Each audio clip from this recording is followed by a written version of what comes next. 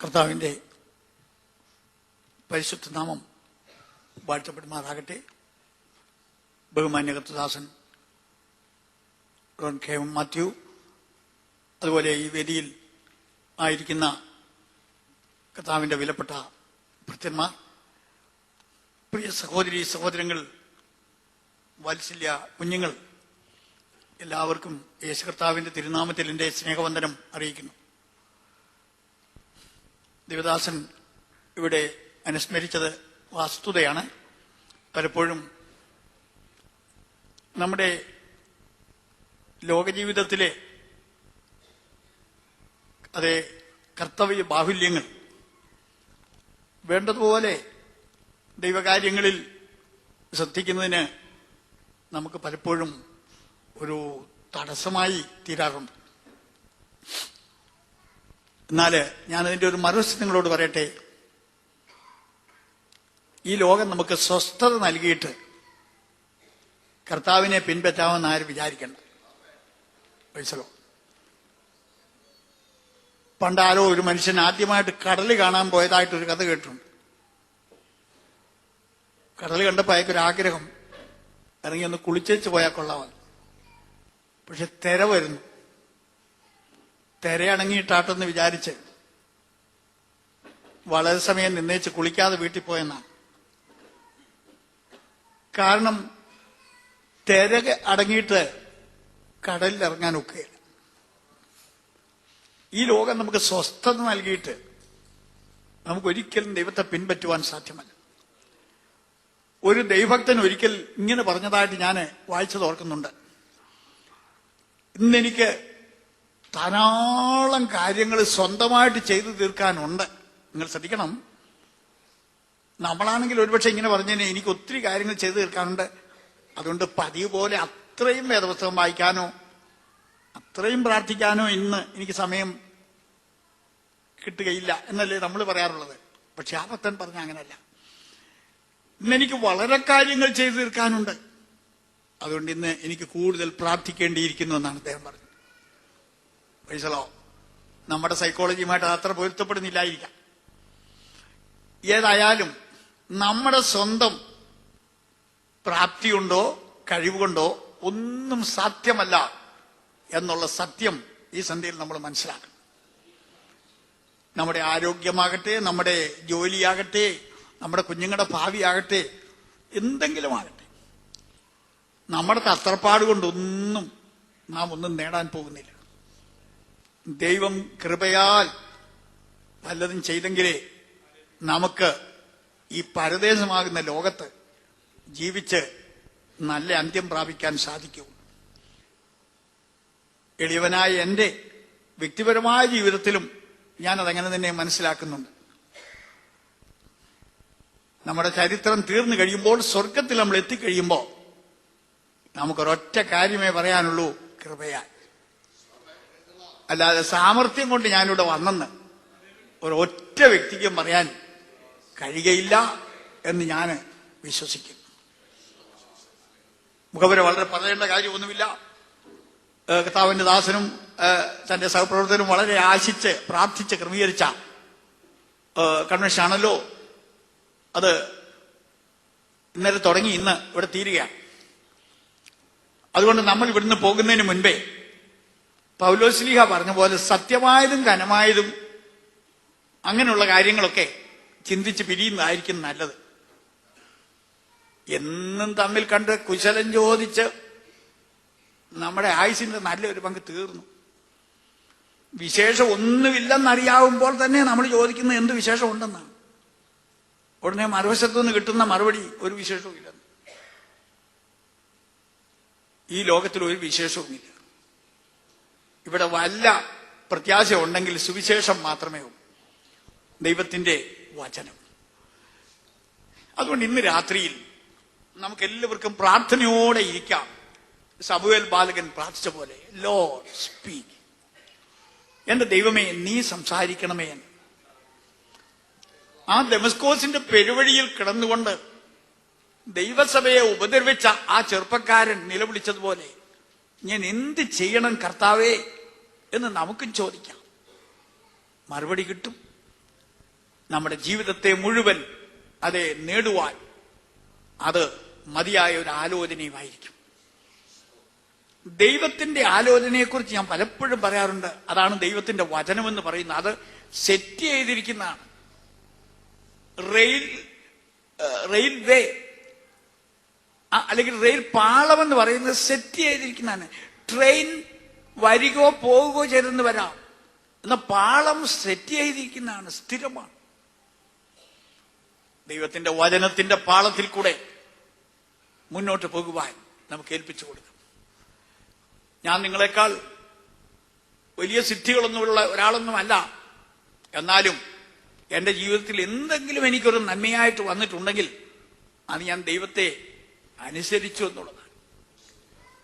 നാടൻ ഭാഷയിൽ ഇറങ്ങി പറഞ്ഞാൽ ഉള്ള കഞ്ഞി പാറ്റ വീണെന്ന് പറഞ്ഞ പോലെ സാമ്പത്തികമായി വളരെ ബുദ്ധിമുട്ട് അനുഭവിച്ചുകൊണ്ടിരിക്കുന്ന ഒരു സമയത്ത് പള്ളിയിൽ നിന്ന് കിട്ടുന്ന ശമ്പളം ഞങ്ങളുടെ കുടുംബത്തിന്റെ ഒരുപക്ഷെ ഏക വരുമാന മാർഗമായിരിക്കുന്ന സമയത്ത് പെറ്റ തള്ളിയോട് പോലും ഒരു വാക്ക് ചോദിക്കാതെ പോയി സ്നാനപ്പെട്ടവനാണ്. പൈസല്ലോ നാട്ടുകാരൊക്കെ പറഞ്ഞു നല്ലൊരു ഭാവി ഉണ്ടായിരുന്നു, പക്ഷെ കളഞ്ഞു. എനിക്ക് പട്ടം തന്ന കാതോലിക്ക ബാബ തന്നെ വേറൊരാളോട് പറഞ്ഞതായിട്ട് പിന്നെ മൂന്നാമതൊരാൾ പറഞ്ഞ് ഞാൻ അറിഞ്ഞു. അദ്ദേഹത്തെ വളരെ സ്നേഹിച്ചിരുന്ന ഒരാളാണ്, മത്യൂസ് പ്രഥമൻ കാതോലിക്ക. അദ്ദേഹം പറഞ്ഞു എനിക്ക് വളരെ ഇഷ്ടമുള്ളവനായിരുന്നു, പക്ഷെ തല തിരിഞ്ഞു പോയിരുന്നു. അതാ നമുക്ക് പറ്റിയത്. പൈസലോ എന്റെ തല ഏതോ തെറ്റായ വശത്തേക്ക് ഇരുന്നു. അതൊന്ന് തിരിഞ്ഞതോടുകൂടി അത് നന്മയ്ക്കായിട്ട് ഭവിച്ചു. Price the Lord. അതുകൊണ്ട് എനിക്കും ഒരു പ്രാർത്ഥനയുണ്ട്, നിങ്ങളും ഈ അർത്ഥത്തിൽ തല തിരിഞ്ഞവരായി തീരണമെന്ന്. നമ്മുടെ തല യേശുവിലേക്ക് തിരിഞ്ഞു വരണം. മറ്റു പല വഴികളിലേക്ക് തിരിഞ്ഞു കിടന്ന ആ ശിരസുകളൊക്കെ നമ്മുടെ മഹാപുരോഹിതനും നമ്മുടെ അതേ രക്ഷകനുമായ യേശുക്രിസ്തുവിനെ ഫോക്കസ് ചെയ്ത് അവങ്കിലേക്ക് നോക്കുവാൻ നമുക്ക് കഴിയുമെങ്കിൽ ഈ കൺവെൻഷൻ വിജയമായി തീർന്നു. ഇടയ്ക്ക് ഒരു കാര്യം പറയട്ടെ. ഞങ്ങളൊക്കെ നടത്തുന്ന കൺവെൻഷനില് ഞങ്ങളിങ്ങനെ ഈ ചില ആളുകൾ ചെയ്യുന്നത് പോലെ രോഗശാന്തിക്കോ അല്ലെങ്കിൽ അങ്ങനെയുള്ള കാര്യങ്ങൾക്കോ ഒന്നും മുൻഗണന കൊടുക്കാറില്ല. അതേസമയം ഞങ്ങളുടെ അടുക്കൽ ഒരാൾ പ്രാർത്ഥിക്കാൻ വന്ന് അതെ നിന്നാൽ ഞങ്ങൾ പ്രാർത്ഥിക്കും. ഞാൻ പ്രാർത്ഥിച്ചാലും ദൈവം കേൾക്കുമെന്നൊരു ധൈര്യം എനിക്കുണ്ട്. Price the Lord. അതിന് ഭൂമിയുടെ അറ്റത്തുനിന്ന് ഒരു സായിപ്പ് വരണമെന്നൊന്നും നിർബന്ധമൊന്നുമില്ല. കർത്താവിന്റെ വാഗ്ദത്വം അങ്ങനെയാണല്ലോ. ഒത്തിരി ദൂരെ നിന്ന് ആരെങ്കിലും വരികയാണെങ്കിൽ ഞാൻ അവരുടെ നടുവിലുണ്ടെന്നല്ല യേശു പറഞ്ഞത്. 2 3 അതിൽ മിനിമം 2, പക്ഷെ അത് ചേർന്നതായിരിക്കണം. പാലക്കാ വിരിഞ്ഞ പോലാകരുത്. ഞെട്ടൊന്നായിരിക്കും, പക്ഷെ മുഖം പലതായിരിക്കും. അങ്ങനെ വരരുത്. അങ്ങനെ യേശുവിന്റെ നാമത്തിൽ നമ്മൾ യോജിക്കുമെങ്കിൽ അവൻ വരാൻ നോക്കാമെന്നല്ല പറഞ്ഞത്, ഞാൻ അവിടെ ഉണ്ടെന്നാണ്. എയർലി പ്രസന്റ് ആണ്. നമ്മൾ വരുന്നതിന് മുമ്പ് തന്നെ അവൻ അവിടെ ഉണ്ട്. വയസ്സല്ലോ. ദൈവത്തെ എത്ര സ്തുതിച്ചാലും മതിയാകയില്ല എന്നുള്ളതിനാൽ നമുക്ക് ഒരു പ്രാവശ്യം കൂടെ കർത്താവിനെ ഒന്ന് സ്തുതിക്കാം. ഇന്ന് ഞാൻ എന്താ നിങ്ങളോട് പ്രസംഗിക്കേണ്ടതെന്ന് ഇങ്ങനെ പകലിരുന്ന് ദൈവസന്നിധിയിൽ എന്റെ ഹൃദയം ഉയർത്തിയപ്പോൾ കർത്താവ് എന്റെ മനസ്സിലൊരു ചിന്ത തന്നു. അത് ഞാനിവിടെ വായിപ്പിക്കാൻ ആഗ്രഹിക്കുന്നുണ്ട്. പിന്നെ കർത്താവ് സഹായിക്കുന്നിടത്തോളം ചില കാര്യങ്ങൾ നിങ്ങളോട് പറയാനും കർത്താവ് ശരണപ്പെടുന്നു. അപ്പോസ്തല പ്രവൃത്തികൾ 2-ാം അധ്യായത്തിന്റെ 43 മുതൽ ചുരുക്കം ചില വാക്യങ്ങൾ ആരെങ്കിലും ഒന്ന് വായിച്ചാട്ടെ. Acts of the apostles chapter 2 verses 43 following. എല്ലാവർക്കും ഭയമായി അപ്പോസ്തലന്മാരാൽ ഏറിയ അത്ഭുതങ്ങളും അടയാളങ്ങളും നടന്നു. വിശ്വസിച്ചവർ എല്ലാവരും ഒരുമിച്ചിരുന്ന് സകലവും പൊതുവക എന്നെണ്ണുകയും ജന്മഭൂമികളും വസ്തുക്കളും വിറ്റ് അവനവന് ആവശ്യമുള്ളതുപോലെ എല്ലാവർക്കും പങ്കിടുകയും ഒരുമനപ്പെട്ട് ദിനംപ്രതി ദൈവാലയത്തിൽ കൂടി വരികയും വീട്ടിൽ അപ്പം നുറുക്കിക്കൊണ്ട് ഉല്ലാസവും ഹൃദയപരമാർത്ഥതയും പൂണ്ട് ഭക്ഷണം കഴിക്കുകയും ദൈവത്തെ സ്തുതിക്കുകയും സകല ജനത്തിന്റെയും കൃപ അനുഭവിക്കുകയും ചെയ്തു. കർത്താവ് രക്ഷിക്കപ്പെടുന്നവരെ ദിനംപ്രതി സഭയോടെ ചേർത്തുകൊണ്ടിരുന്നു. Praise God. ഹല്ലേലൂയ. നമ്മുടെ കർത്താവ് കൈസരിയ ഫിലിപ്പിയ എന്ന് പറഞ്ഞ സ്ഥലത്ത് തൻ ശിഷ്യന്മാരുമായിട്ട് പോകുമ്പോൾ പെട്ടെന്ന് തിരിഞ്ഞിട്ട് ശിഷ്യന്മാരോട് ചില ചോദ്യങ്ങൾ ചോദിച്ചു. അതൊന്നും ആവർത്തിക്കുന്നില്ല. നിങ്ങൾ എന്നെ ആരെന്ന് പറയുന്നു എന്ന് തുടങ്ങി ഒടുവിൽ പറഞ്ഞ് അവസാനിപ്പിച്ചത്, ഈ പാറമേൽ ഞാൻ എന്റെ സഭയെ പണി. മനസ്സിലോ? അതുവരെ അങ്ങനെയുള്ള വിഷയങ്ങളൊന്നും ശിഷ്യന്മാരോട് പറഞ്ഞിരുന്നില്ല. പൊടുന്നനെ പെട്ടെന്ന് തിരിഞ്ഞു പറഞ്ഞതാണ്, I will build my church upon this rock. പിന്നെ നമുക്കൊരു കുഴപ്പമുണ്ട്, അത് ഞാൻ പറയാതിരിക്കുന്നില്ല. തമ്പുരാൻ എന്ത് പറഞ്ഞാലും നമുക്ക് തോന്നിയ പോലെ അത് വ്യാഖ്യാനിക്കുന്ന ഒരു ബലഹീനത നമുക്കുണ്ട്. അത് ഞാൻ കഴിഞ്ഞ ദിവസം സൂചിപ്പിച്ചതെന്ന് എന്റെ ഓർമ്മ. ഗബ്രിയേൽ ദൂതൻ ചെന്ന് കൃപ ലഭിച്ചവളേ എന്ന് വിശുദ്ധ മറിയോട് പറഞ്ഞു. ഈ ഞങ്ങളെയൊക്കെ ചില ആളുകൾ തെറ്റിദ്ധരിച്ചിരിക്കുന്നത് ഞങ്ങളൊക്കെ ഇങ്ങനെ യേശുവിന്റെ അമ്മയൊക്കെ പരിഹസിച്ചൊക്കെ പ്രസംഗിക്കുന്നവരാണെന്നാണ്. ഒരിക്കലുമല്ല. ഞാനത് ഇവിടെ യു ഐ വന്നതിന് ശേഷം തന്നെ ചില മീറ്റിങ്ങുകളിൽ പറഞ്ഞു, എനിക്ക് ലോകത്തിൽ ഏറ്റവും സ്നേഹമുള്ള 2 സ്ത്രീകളുണ്ട്. മറ്റു എല്ലാവരോടും സ്നേഹമുണ്ടെങ്കിലും ഏറ്റവും കൂടുതൽ സ്നേഹം 2 സ്ത്രീകളോട്. ഒന്ന് യേശുവിന്റെ അമ്മയോട്. വൈസറോ. കാരണം എനിക്കൊരു രക്ഷകനെ ഭൂമിയിലേക്ക് ഒന്ന് അവതരിപ്പിക്കാൻ അവരുടെ ഉദരം സമർപ്പിച്ചു കൊടുത്തു എന്നുള്ള ആ വലിയ കോൺട്രിബ്യൂഷൻ അത് ഞാൻ നന്ദിയോടെ ഓർക്കുന്നുണ്ട്. പിന്നെ രണ്ടാമത് എനിക്ക് കൂടുതൽ സ്നേഹം എന്റെ അമ്മയോടാണ്. എന്റെ അമ്മയുടെ പേര് മറിയെന്ന്. പൈസലോ. നിങ്ങളോട് എല്ലാവരോടും എനിക്ക് സ്നേഹമുണ്ട്. പൈസലോ. ഓർക്കാപ്പുറത്ത് യേശു പറഞ്ഞു, ഞാൻ എന്റെ സഭയെ പണി. ചില ആളുകള് ഈ കൃപ എന്നുള്ള വാക്ക് നന്മയെന്ന് എടുത്ത് മാറ്റിയതുപോലെ തന്നെ നാട്ടിൻപുറത്തൊക്കെ പലരും പ്രസംഗിക്കുന്ന ഞാൻ കേട്ടിട്ടുണ്ട്. പത്രോസേ നീ പാറയാകുന്നു, ഈ പാറമേൽ ഞാൻ ഇതേ സഭയെ പണിയും. ഇന്ന് വരെ ഞാൻ ഒരു പുസ്തകത്തിലും അങ്ങനെ വായിച്ചിട്ടില്ല. പത്രോസേ നീ പാറയാകുന്നെന്ന് ഞാൻ ഒരു ഭാഷാന്തരത്തിലും വായിച്ചിട്ടില്ല. U Peter, you are Petros and I will build my church upon this rock. അത് പിന്നെ പത്രോസ് അപ്പോസ്തലൻ തന്നെ ഭാഷാന്തരം ചെയ്തപ്പോൾ നമ്മളെല്ലാം പെബിൾസ് ആണ്, പാറക്കല്ലുകളാണ്. നമ്മളെല്ലാരും കൂടെ അവന്റെ അടുക്ക ചെന്നിട്ട് അവന്റെ മേൽ, പാറയാകുന്ന അവന്റെ മേൽ നമ്മളെ കൊച്ചു കൽക്കഷണങ്ങളായി ഉപയോഗിച്ചുകൊണ്ട് നമ്മളെ ക്രിസ്തുവാം പാറമേൽ പണിയും എന്ന് പറഞ്ഞപ്പോഴാണ് അതിന്റെ അർത്ഥം വ്യക്തമായത്. ക്രിസ്തുവാകുന്ന പാറമേൽ പണിയപ്പെടുന്ന സ്വർഗീയ സൗധമാണ് ദൈവസഭ എന്ന് പറയും. വീണ്ടും ഞാൻ പറയട്ടെ, ഇത് കർത്താവ് നേരത്തെ വെളിപ്പെടുത്തിയിരുന്നില്ല.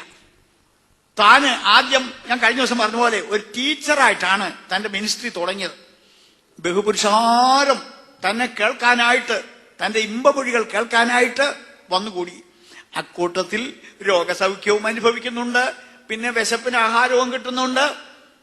അങ്ങനെ ആയിരുന്നു തന്റെ ആദ്യത്തെ ശുശ്രൂഷ.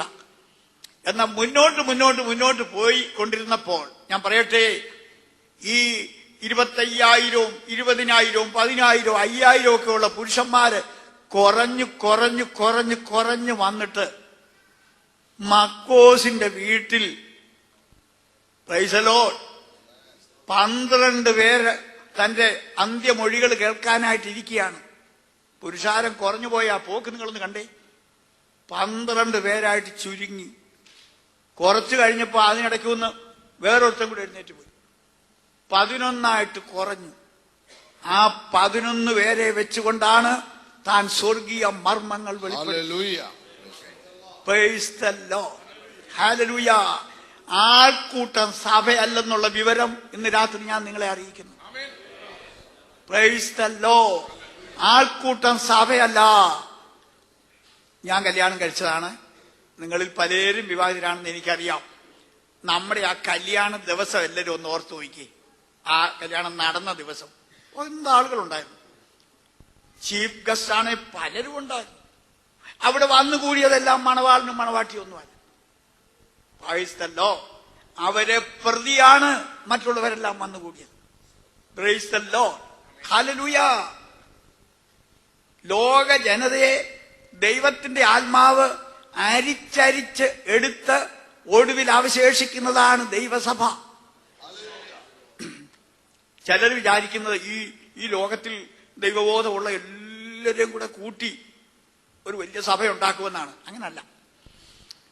ഈ കർത്താവ് തന്നെ ഒരിക്കൽ പറഞ്ഞു, സ്ത്രീകളിൽ നിന്ന് ജനിച്ചവരില് യോഹന്നാൻ സ്നാപകനോടും ആത്മീയ യോഗ്യതയുള്ള ഒരു മനുഷ്യൻ ഉണ്ടായിട്ടില്ലെന്ന് കർത്താവ് തീർത്തു പറഞ്ഞു. സത്യമാണ്. പെർഫെക്റ്റ് മേനായിരുന്നു താൻ. എന്നാൽ യോഹന്നാനെ കർത്താവ് ഒരു ബ്രാക്കറ്റിലിട്ടു. എന്ത് പറഞ്ഞെന്നറിയാമോ? സ്വർഗരാജ്യത്തിൽ ഏറ്റവും ചെറിയവൻ ഈ യോഹന്നാനേക്കാൾ വലിയവൻ. അതെന്തൊരു കൂത്ത! എന്തോ ഈ സ്വർഗരാജ്യം? കർത്താവ് മീൻ ചെയ്തത് തന്റെ തിരുസഭയാണ്. തന്റെ തിരുസഭയുടെ ഒരംഗത്തിന്റെ ആത്മീയ യോഗ്യത പഴയ നിയമവിശുദ്ധന്മാരിൽ അഗ്രേസരനായ യോഹന്നാന് പോലുമില്ല. You follow? ആരും നിങ്ങളെ തെറ്റിക്കരുത്. ഇതാ സത്യം. കർത്താവ് പറഞ്ഞതാണ് എന്റെ ആധാരം. ഇത് യേശു പറഞ്ഞതാണ്. സ്വർഗരാജ്യത്തിൽ ഏറ്റവും ചെറിയൊരു വ്യക്തിക്കുള്ള സ്ഥാനം പഴയ നിയമവിശുദ്ധന്മാരിൽ അഗ്രേസരനായ യോഹന്നാന് പോലുമില്ല. സഭയെന്ന് പറയുന്നത് പുതിയ നിയമത്തിന്റെ വാക്യങ്ങളെ ആധാരമാക്കി ഞാൻ നിങ്ങളോട് പറയാം. അത് പൂർവകാലങ്ങൾക്കും തലമുറകൾക്കും മറഞ്ഞു കിടന്നതാണ്. Praise the lord. പ്രവാചകന്മാര് പോലും ഇതെന്താണെന്ന് മനസ്സിലാക്കിയിരുന്നില്ല. അംശമായിട്ടും സൂചനയായിട്ടും ഒക്കെ അവർ ചില കാര്യങ്ങൾ പറഞ്ഞിട്ടേ ഉണ്ടായിരുന്നുള്ളൂ. അബ്രഹാമിനും ഇസ്ഹാക്കിനും യാക്കോബിനും പോലും അതിന്റെ വ്യക്തമായ വെളിപ്പാട് ലഭിച്ചിരുന്നില്ല. ദൈവത്തിന് സ്തോത്രം. ഒത്തിരി ചിന്തകൾ എന്റെ മനസ്സിൽ കൂടി ഇങ്ങനെ കടന്നു പോവുകയാണ്. ഈ പൗലോസ് അപ്പോസ്തലൻ വിവിധ വിഷയങ്ങളെ ആസ്പദമാക്കി അതിഗംഭീരമായ ലേഖനങ്ങൾ എഴുതിയ ഒരു വിശുദ്ധനാണ്. ഞാൻ അദ്ദേഹത്തെക്കുറിച്ച് പറയാറുണ്ട്, ഹിമാലയ പർവ്വതത്തെക്കാൾ ഉയരമുള്ളതും പസഫിക് മഹാസമുദ്രത്തെക്കാൾ ആഴമുള്ളതുമായ ലേഖനങ്ങളാണ് അദ്ദേഹത്തിന്റെ ലേഖനങ്ങൾ.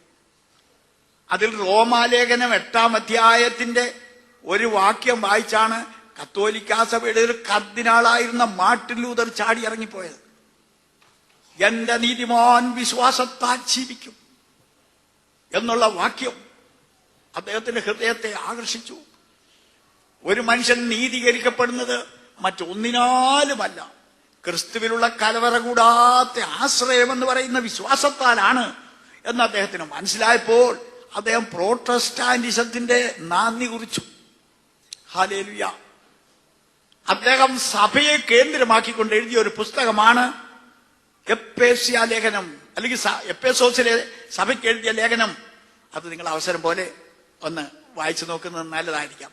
സഭ എന്ന് പറയുന്ന മർമ്മമാണ് അതിനകത്ത് പൗലോസ് അപ്പോസ്തലൻ വ്യക്തമാക്കിയിരിക്കുന്നത്. ദൈവമക്കളെ, ഇവിടെ ഒരു ഭാഗം വായിച്ച് നിങ്ങൾ കേട്ടല്ലോ.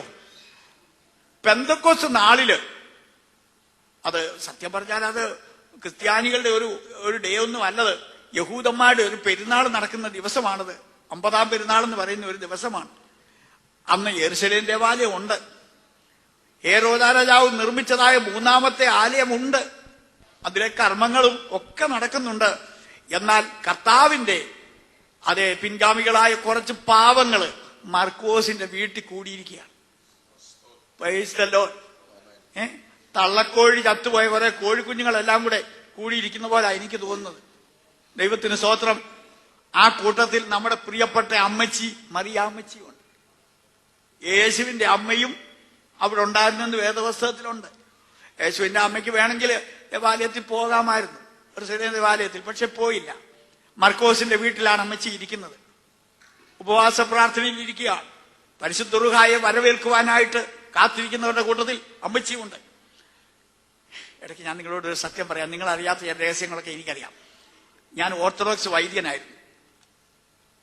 ഓർത്തഡോക്സ് സഭയിലെ ഒരു മെത്രാപ്പോലിത്ത, അദ്ദേഹം മരിച്ചുപോയി.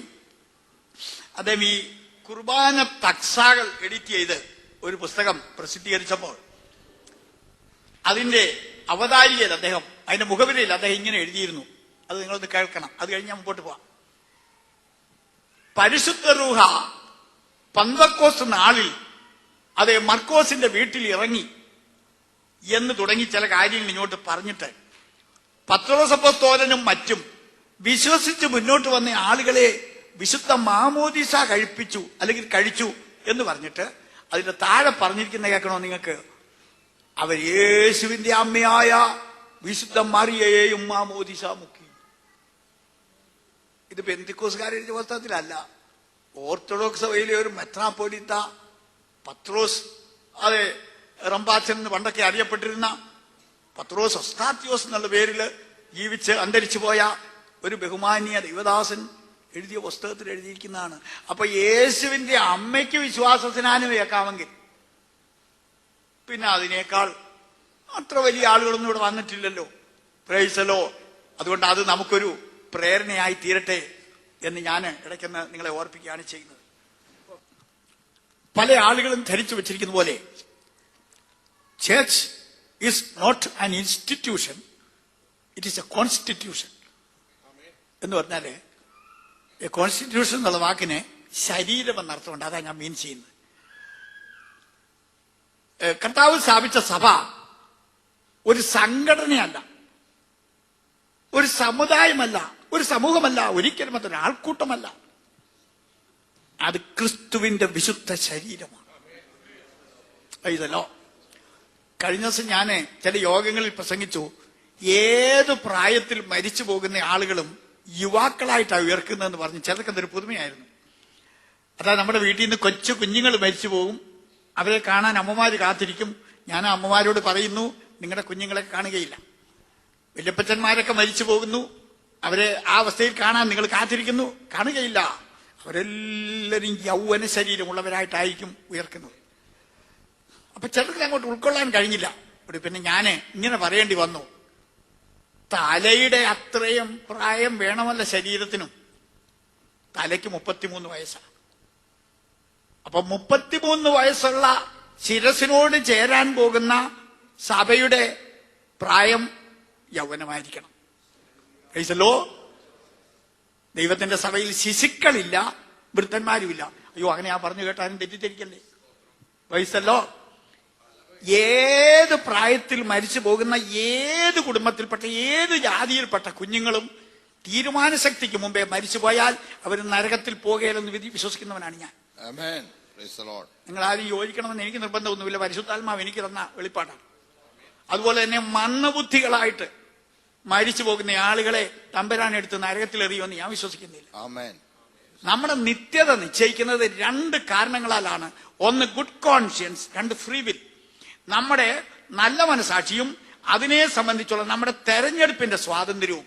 ഈ 2 കാര്യങ്ങളെ അടിസ്ഥാനപ്പെടുത്തി മാത്രമേ ദൈവം ആരെയെങ്കിലും ന്യായം വിധിക്കൂ. Praise God.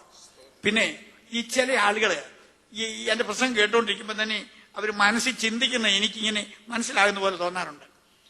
ആരോ ചിലരിപ്പോ ഇരുന്ന് ചിന്തിക്കുന്നു, ശിശുസ്നാനം അത്യാവശ്യമല്ലേ? അവര് നമ്മൾ സ്നാനം കൊടുക്കാതിരുന്നാൽ അവർ നരകത്തിൽ പോകാൻ സാധ്യതയില്ലേ? അതുകൊണ്ട് നമ്മുടെ ഉത്തരവാദിത്വമല്ലേ കുഞ്ഞുങ്ങളായിരിക്കുമ്പോ തന്നെ സ്നാനം നടത്തി അവരുടെ രക്ഷയെ ഉറപ്പാക്കേണ്ടത്? 7 വർഷം അറിയാതെ ശിശുസ്നാനം നടത്തിപ്പോയൊരു മനുഷ്യനാണ് ഞാൻ. I was sincerely wrong. ഞാൻ അറിയാതെ തെറ്റ് ചെയ്തു പോയൊരു മനുഷ്യനാണ്. തമ്പുരാൻ എന്നെ ചില കാര്യങ്ങൾ പഠിപ്പിച്ചു. ദൈവത്തിന് സ്തോത്രം. ജന്മപാപം അല്ലെങ്കിൽ ഉത്ഭവപാപം, ആദാമ്യപാപം നിലനിൽക്കുന്നു എന്നുള്ള സങ്കല്പത്തിന്റെ പേരിലാണ് ശിശുക്കളെ സ്നാനപ്പെടുത്തുന്നത്. അതേസമയം യാക്കോബായ സഭയില് കർത്താവിനെ സ്തുതിക്കുന്ന ഒരു ഭാഗത്ത് ഇങ്ങനെ പറയുന്നുണ്ട്, ആദാമിന്റെ കടച്ചീട്ടിനെ അവൻ കീറിക്കളഞ്ഞു. ആദാമിന്റെ കടഭാരം എഴുതിയതായ കടച്ചീട്ട് കർത്താവ് കീറിക്കളഞ്ഞെന്ന് പറയുകയും പിന്നെയും ആദാമിന്റെ പാപം നിൽക്കുന്നെന്ന് പറയുകയും കൂടെ ചെയ്യുന്ന എന്തൊരു വൈരുദ്ധ്യമാണ്. പൈസല്ലോ. ആദാമ്യ പാപം എന്നൊരു പാപം ഇന്നില്ല. അത് കാൽവറിയിൽ യേശു തീർത്തു. അതിന്റെ പേർക്ക് ഇനി കൊച്ചുങ്ങളെ ഒന്നും മാമോദിസ മുക്കണ്ടെന്ന് ബഹുമാനപ്പെട്ട അച്ഛന്മാരെ കാണുമ്പം പറഞ്ഞേരെ. പൈസലോ. ഒരു കർമ്മവും വേണ്ട. അവരാ അവസ്ഥയിൽ തന്നെ പോയാൽ അവരെ തമ്പുരാൻ രക്ഷിക്കും. പക്ഷെ അവർ സഭയുടെ അംഗത്വത്തിൽ വരികയില്ല. പ്രൈസലോ. എന്റെ പിതാവിന്റെ ഭവനത്തിൽ അനേകം വാസസ്ഥലങ്ങളുണ്ട്. സഭയൊരു സ്പെഷ്യൽ ഗ്രൂപ്പാണ് കേട്ടോ. ദൈവത്തിന് സ്തോത്രം. ഇനി സഭയുടെ കൂട്ടിച്ചേർപ്പിന്റെ യോഗ്യത ഞാൻ നിങ്ങളോട് പറയാം. വചനം കേട്ടവരായിരിക്കണം. അംഗീകരിച്ചവരായിരിക്കണം. സ്വന്തം തെറ്റിനെ കുറിച്ച് ദുഃഖിച്ചവരായിരിക്കണം. കർത്താവിനെ രക്ഷിതാവായി സ്വീകരിച്ചവരായിരിക്കണം. പൈസലോ അത്രയും യോഗ്യതകളുള്ള ആളുകളെ മാത്രമേ സഭയുടെ അംഗത്വത്തിൽ എടുക്കുകയുള്ളൂ. എന്റെ അപ്പന്റെ പേര് ഐസക് എന്നാണ്. എന്റെ പേര് അബ്രഹാം. ഐസക്കിന്റെ മകനായിട്ട് ജനിച്ചത് കൊണ്ട് ഞാൻ വിശ്വാസിയല്ല. അല്ലെങ്കിൽ മറ്റൊരു ഭാഷയിൽ പറഞ്ഞാൽ ആദാമിന്റെ പൈതൃകത്തിൽ ജനിക്കുന്നത് കൊണ്ട് ആരും ക്രിസ്ത്യാനിയാകുന്നില്ല. അബ്രഹാമ്യ പാരമ്പര്യത്തിൽ ജനിച്ചെങ്കിൽ മാത്രമേ വിശ്വാസിയായി തീരുകയുള്ളൂ. വ്യക്തിപരമായി നമ്മൾ അറിഞ്ഞ് അംഗീകരിച്ച് ഏറ്റെടുക്കുമ്പോൾ മാത്രമേ നമ്മൾ ക്രിസ്ത്യാനികളാകുള്ളൂ. ഒരുത്തനെ പിടിച്ച് വേറൊരുത്തന് ക്രിസ്ത്യാനിയാക്കാനും ഒക്കത്തില്ല. എ എന്ന് പറഞ്ഞ ഒരുത്തനെ ബി എന്ന് പറഞ്ഞ ഒരുത്തൻ ഇങ്ങോട്ട് വന്ന് എടുത്ത് ക്രിസ്ത്യാനിയാക്കാൻ ഒക്കുകയില്ല. വാക്യം കേൾക്കണോ? അവനെ കൈക്കൊണ്ട് അവന്റെ നാമത്തിൽ വിശ്വസിക്കുന്ന ഏവർക്കും, അടുത്ത വാക്ക് കേട്ടോണം, ദൈവമക്കൾ ആക്കുവാനല്ല ആകുവാൻ അധികാരം കൊടുത്തു. ആകുവാൻ അധികാരം നമ്മുടെ കയ്യിൽ നേരിട്ട് തന്നിരിക്കുകയാണ്. ആയിക്കോളാൻ ആകുവാൻ അധികാരം ലഭിച്ചു. അങ്ങനെ ലഭിച്ച അധികാരപത്രം വിനിയോഗിച്ചിട്ട് ധൈര്യത്തോടെ ക്രിസ്ത്യാനികളായി തീർന്ന ആളുകൾ അവരുടെ കൈകളെ ഒന്ന് നിർത്തി. ഇനിയും മറച്ചോണ്ട് വെക്കാൻ നേരമൊന്നുമില്ല. കർത്താവിന്റെ വരവ് വളരെ അടുത്തിരിക്കുക. എത്ര നാളായി ഇങ്ങനെ ഓടിച്ചു കളിക്കണം. അതുകൊണ്ട് ദൈവമക്കൾ ആകുവാൻ അധികാരം തന്നു. പൈസല്ലോ, ദൈവത്തിന് സ്തോത്രം. മുഖവിര ഒത്തിരി ഞാൻ നീട്ടുന്നില്ല, അതിന്റെ കണ്ടൻസിലേക്ക് കടന്നു പോവുകയാണ്. ഈ നിന്നിടത്ത് തന്നെ നിന്നാ മതി, ഉള്ളു ശുദ്ധമായിരുന്നാ മതി എന്നൊക്കെ പറയുന്ന ആളുകൾ നമ്മുടെ ഇടയിലുണ്ട്. ഞാൻ ചോദിക്കട്ടെ, അങ്ങനെയാണെങ്കിൽ യെരുശലേം ദേവാലയത്തിൽ പെന്തക്കോസ്തായുടെ ചടങ്ങുകളൊക്കെ നടക്കുന്ന സമയത്തല്ലേ മർക്കോസിന്റെ വീട്ടിൽ ഈ കൂട്ടം കൂടിയിരിക്കുന്നത്? ഉള്ളു ശുദ്ധമായി യെരുശലേം ദേവാലയത്തിൽ ഇരുന്നാ പോരെ? പോരാഞ്ഞിട്ടാണ് മർക്കോസിന്റെ വീട്ടിൽ വന്നിരിക്കുന്നത്. ദേവാലയത്തിലെ കർമ്മങ്ങളുമായിട്ട് ഇവർക്കൊരു ബന്ധവുമില്ല. പൈസലോ, യേശുവിന്റെ അമ്മ ഉൾപ്പെടെ മർക്കോസിന്റെ വീട്ടിലായിരിക്കുന്നത്. സത്യം ഞാൻ നിങ്ങളോട് പറയാം, നമ്മുടെ കത്തോലിക്ക സഹോദരങ്ങളും ഒക്കെ പറയുന്നത് ജപമാല രാജ്ഞിയും ഫാത്തിമ മാതായും ഒക്കെ ആയിട്ട് ഇങ്ങനെ പല വേഷങ്ങളൊക്കെ അവൾക്ക് കൽപ്പിക്കുന്നെങ്കിലും സത്യം പറഞ്ഞാൽ യേശുവിന്റെ അമ്മ ഇന്ന് ഭൂമിയിലുണ്ടായിരുന്നെങ്കിൽ പെന്തിക്കോസുകാരുടെ യോഗത്തിന് മാത്രമേ അമ്മ പോകും. എനിക്ക് നല്ല ഉറപ്പ്. പ്രേരിച്ചല്ലോ, കാരണം വിശ്വാസത്തിനാണ് അമ്മ പള്ളി പോകും. ദൈവത്തിന് സ്തോത്രം. അതുകൊണ്ട് ആരും നമ്മളെ വിരുത് തെറ്റിക്കരുത്. അങ്ങനെ വചനം കൈക്കൊണ്ടവർ എന്ത് ചെയ്തു? ദേ സ്റ്റേഡ് ടുഗദർ. അവർ ഒരുമിച്ച് കൂടിയിരുന്നു എന്നാണ് നമ്മൾ വായിക്കുന്നത്. പിന്നെ ഈ അപ്പോസ്തോലിക വിശ്വാസത്തിലേക്ക് വന്നവർക്ക് ഒരു അപ്പസ്റ്റോലിക് ഫെയ്ത്ത് ഉണ്ട്, അവർക്കൊരു അപ്പസ്റ്റോലിക് സിസ്റ്റം ഓഫ് ലൈഫ് ഉണ്ട്, ഒരു അപ്പസ്റ്റോലിക ജീവിത രീതിയും അവർക്കുണ്ട്. അതൊക്കെ നിങ്ങൾ കേട്ടല്ലോ, വായിച്ച ആ ടെക്സ്റ്റ് കേട്ടവർക്കറിയാം. അവരെന്ത് ചെയ്തു? അവരൊന്നിച്ച് കൂടിയിരുന്നു. എന്നിട്ട് അവിടെ ഒത്തിരി കാര്യങ്ങളൊക്കെ ഞാനങ്ങ് വിടുകയാണ്. കാരണം അവര് സ്വാർത്ഥതയെല്ലാം വെടിഞ്ഞവരായിരുന്നു. സ്വന്തം എന്നാരും ഒന്നും എണ്ണിയില്ല. ചുരുക്കി പറഞ്ഞാൽ ഈ കമ്മ്യൂണിസം, സോഷ്യലിസം എന്നൊക്കെ പറയുന്ന വാക്കുകളുണ്ടല്ലോ, ഇതെല്ലാം ഈ ഭാഗത്തു നിന്ന് ലോകക്കാർ കടമെടുത്തതാണ്.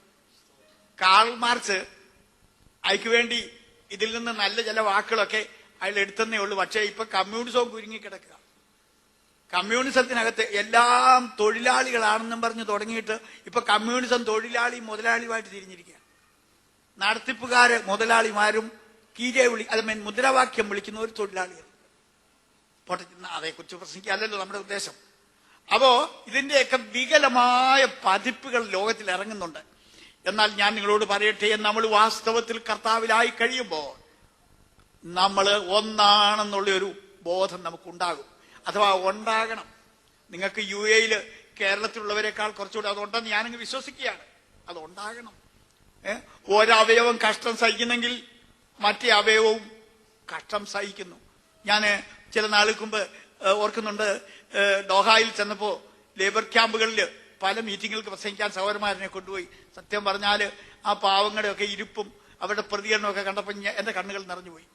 പ്രൈസലോ, നല്ല സുഖം അനുഭവിക്കുന്നവരുണ്ട്, അതേസമയം തന്നെ വളരെ കഷ്ടം അനുഭവിക്കുന്നവരുമുണ്ട്. നമ്മൾ ക്രിസ്തുവിന്റെ ആത്മാവിലായി കഴിയുമ്പോൾ ഒരു സമഭാവന, പ്രൈസലോ, മറ്റുള്ളവരെ കുറിച്ചും ഒരു കരുതൽ നമുക്കുണ്ടാകണം. യേശുവിന്റെ മനോഭാവം നമുക്കുണ്ടാകണം. പൗലോസ്ലീഹ ആ കാര്യത്തിൽ മുമ്പനായിരുന്നു. അദ്ദേഹം ഒരു ഭാഗത്ത് എഴുതി ദരിദ്രരെ ഓർത്തുകൊള്ളണമെന്ന് അദ്ദേഹം എഴുതി. പ്രൈസലോ, അദ്ദേഹം വെറും ഒരു പ്രാസംഗികൻ മാത്രമല്ലായിരുന്നു. യെരുസലേമിലെ സഭ അതേ വേല ചെയ്യാതെ അവർക്ക് ഉണ്ടായിരുന്ന എല്ലാം കൂടി ഒന്നിച്ചു കൂട്ടിയിട്ട് ഭക്ഷണം കഴിച്ചതിന്റെ ഫലമായിട്ടൊരു ഒരു പുവർ എക്കണോമിക് സിസ്റ്റമായിരുന്നു അവരുടേത്. അതുകൊണ്ട് മൂലധനം അങ്ങ് തീർന്നുപോയി. പിന്നെ വരുമാനവും ഇല്ലാതെ വന്നപ്പോഴത്തേക്ക് പട്ടിണിയായി. പിന്നെ അത് അവരെ സഹായിച്ചത് പൗലോസ്ലീഹയാണ്. അദ്ദേഹം പോടത്തെല്ലാം കളക്ഷൻ എടുത്തു. അത് യെരുസലേമിലെ വിശുദ്ധന്മാരുടെ ബുദ്ധിമുട്ട് തീർക്കാനായിട്ട് അദ്ദേഹം അത് ഉപയോഗിച്ചതായിട്ട് നമ്മൾ വായിക്കുന്നുണ്ട്. Praise God. ഞാൻ പറഞ്ഞതിന്റെ അർത്ഥം എന്നാന്ന് ചോദിച്ചാൽ, അവര് തമ്മിൽ തമ്മിൽ കരുതലുള്ളവരും കരുണയുള്ളവരുമായിരുന്നു. ഇനി ഞാനൊരു കാര്യം നിങ്ങളോട് പറയാം. അതിന് ഞാൻ പൗലോസ്ലീഹയുടെ ചില വാക്കുകൾ കടമെടുക്കാൻ പോവുകയാണ്. മനുഷ്യരുടെയും ദൂതന്മാരുടെയും ഭാഷയിൽ അന്യഭാഷ സംസാരിച്ചാലും ദൈവസ്നേഹമില്ലെങ്കിൽ ഒരു പ്രയോജനം. വയസ്സല്ലോ, സകല ജ്ഞാനവും ഗ്രഹിച്ചാലും മലകളെ നീക്കുവാനുള്ള വിശ്വാസം ഏറ്റെടുത്താലും ദൈവസ്നേഹമില്ലെങ്കിൽ ഒന്നുമില്ല. അത് ഞാൻ ഇടയ്ക്കങ്ങ് ഓർപ്പിച്ചെന്നേ ഉള്ളൂ. അങ്ങനെ പരിശുദ്ധാത്മാവിനാലും ക്രിസ്തുവിന്റെ സ്നേഹത്താലും നയിക്കപ്പെട്ട ആളുകൾ ഒന്നിച്ചുകൂടിയിരുന്നു. അവര് ചില കാര്യങ്ങൾ, ചില ആചരണങ്ങൾ അവരവലംബിച്ചിരുന്നു. എന്ന് പറഞ്ഞാല് അവരാദ്യമായിട്ട് കർത്താവിനെ രക്ഷകനായി സ്വീകരിച്ചപ്പോൾ ആ ജനത്തിന്റെ നടുവിൽ അതൊന്ന് മാനിഫെസ്റ്റ് ചെയ്യണമല്ലോ, ഒന്ന് സാക്ഷിക്കണമല്ലോ. അതിനുവേണ്ടി കർത്താവ് വെച്ച ഒരു വ്യവസ്ഥയാണ് മുഴുകൽ സ്നാനം. നിങ്ങൾ കേട്ടിട്ടില്ലായിരിക്കാം, ഞാൻ പറയാം നിങ്ങളോട്. ഞാൻ ഹൂദായക്കാനോ എന്ന് പറഞ്ഞ പുസ്തകം നിങ്ങൾ ഒരു പാഠപുസ്തകം പഠിക്കുന്ന പോലെ പഠിച്ചവനാണ്. അതിന്റെ 2ാമത്തെ അധ്യായം തുടങ്ങുന്നത് ഇങ്ങനെയാണ്. യാക്കോബക്കാരുടെയും സുറിയാനിക്കാരുടെയും ഒക്കെ ഊദായക്കാനുവിന്റെ 2ാം അധ്യായം ഇങ്ങനെ തുടങ്ങുന്നത്: എപ്പിസ്കോപ്പന്മാരെ, വിശ്വസിക്കുന്നവരെ, ആറോ തൊട്ടിയോ കുഴിയോ ഒന്നുമില്ലെങ്കിൽ ഒരു കുടത്തിലെ വെള്ളമായാലും മതി മാമോദിസ മുക്കുവാൻ. ഗ്രിഗോറിയോസ് വാർപ്രായം എഴുതിയാണ്. പക്ഷെ അദ്ദേഹത്തിന് അബദ്ധം പറ്റി. കുടത്തിനകത്ത് മുങ്ങാൻ ഒക്കെയെന്ന് അദ്ദേഹം ചിന്തിച്ചില്ല. Praise the lord. അപ്പൊ മുങ്ങണമെങ്കിൽ 6 തന്നെ വേണം. 6 ഉണ്ടെങ്കിൽ 6ന് മുൻഗണന കൊടുക്കണമെന്ന് എഴുതി വെച്ചിരിക്കുന്നു. എന്റെ പ്രിയപ്പെട്ട സഹോദരങ്ങൾ, ആരെങ്കിലും പള്ളിയിൽ പോകുന്നവരുണ്ടെങ്കിൽ ബഹുമാനപ്പെട്ട അച്ഛന്മാരെ കാണുമ്പോൾ ഇതൊന്ന് ചോദിച്ചേക്കണം. ഇങ്ങനെ ഒരു എക്സച്ചൻ വന്ന് ഞങ്ങളോട് പ്രസംഗിച്ചു, അദ്ദേഹം പറഞ്ഞത് ശരിയാണോ എന്നൊന്ന് ചോദിക്കണം. 2ാം അധ്യായം. പിന്നെ ഒത്തിരി കാര്യങ്ങള് അതിനോട് ചേർത്ത് പറഞ്ഞിട്ടുണ്ട്. സ്നാനപ്പെടുന്ന സ്ത്രീ പുരുഷന്മാർ മോതിരങ്ങൾ ആദിയായ ആഭരണങ്ങളൊക്കെ നീക്കം ചെയ്യണമെന്നൊക്കെ ആ ഉദായക്കാനുവിൽ എഴുതിയിരിക്കുന്നു. അതിനെ ഓർപ്പിച്ചെന്നേ ഉള്ളൂ. സ്നാനം ഒരിക്കലാണ്, ഒരിക്കൽ സ്നാനം. അത് കഴിഞ്ഞ് പലപ്പോഴും ചെയ്യേണ്ടതായ ചില കാര്യങ്ങളും കർത്താവ് തന്റെ സഭയിൽ അത് അനുശാസിച്ചു. അതാണ് ലോർഡ് സപ്പർ, കർത്തൃമേശ അല്ലെങ്കിൽ തിരുമേശ.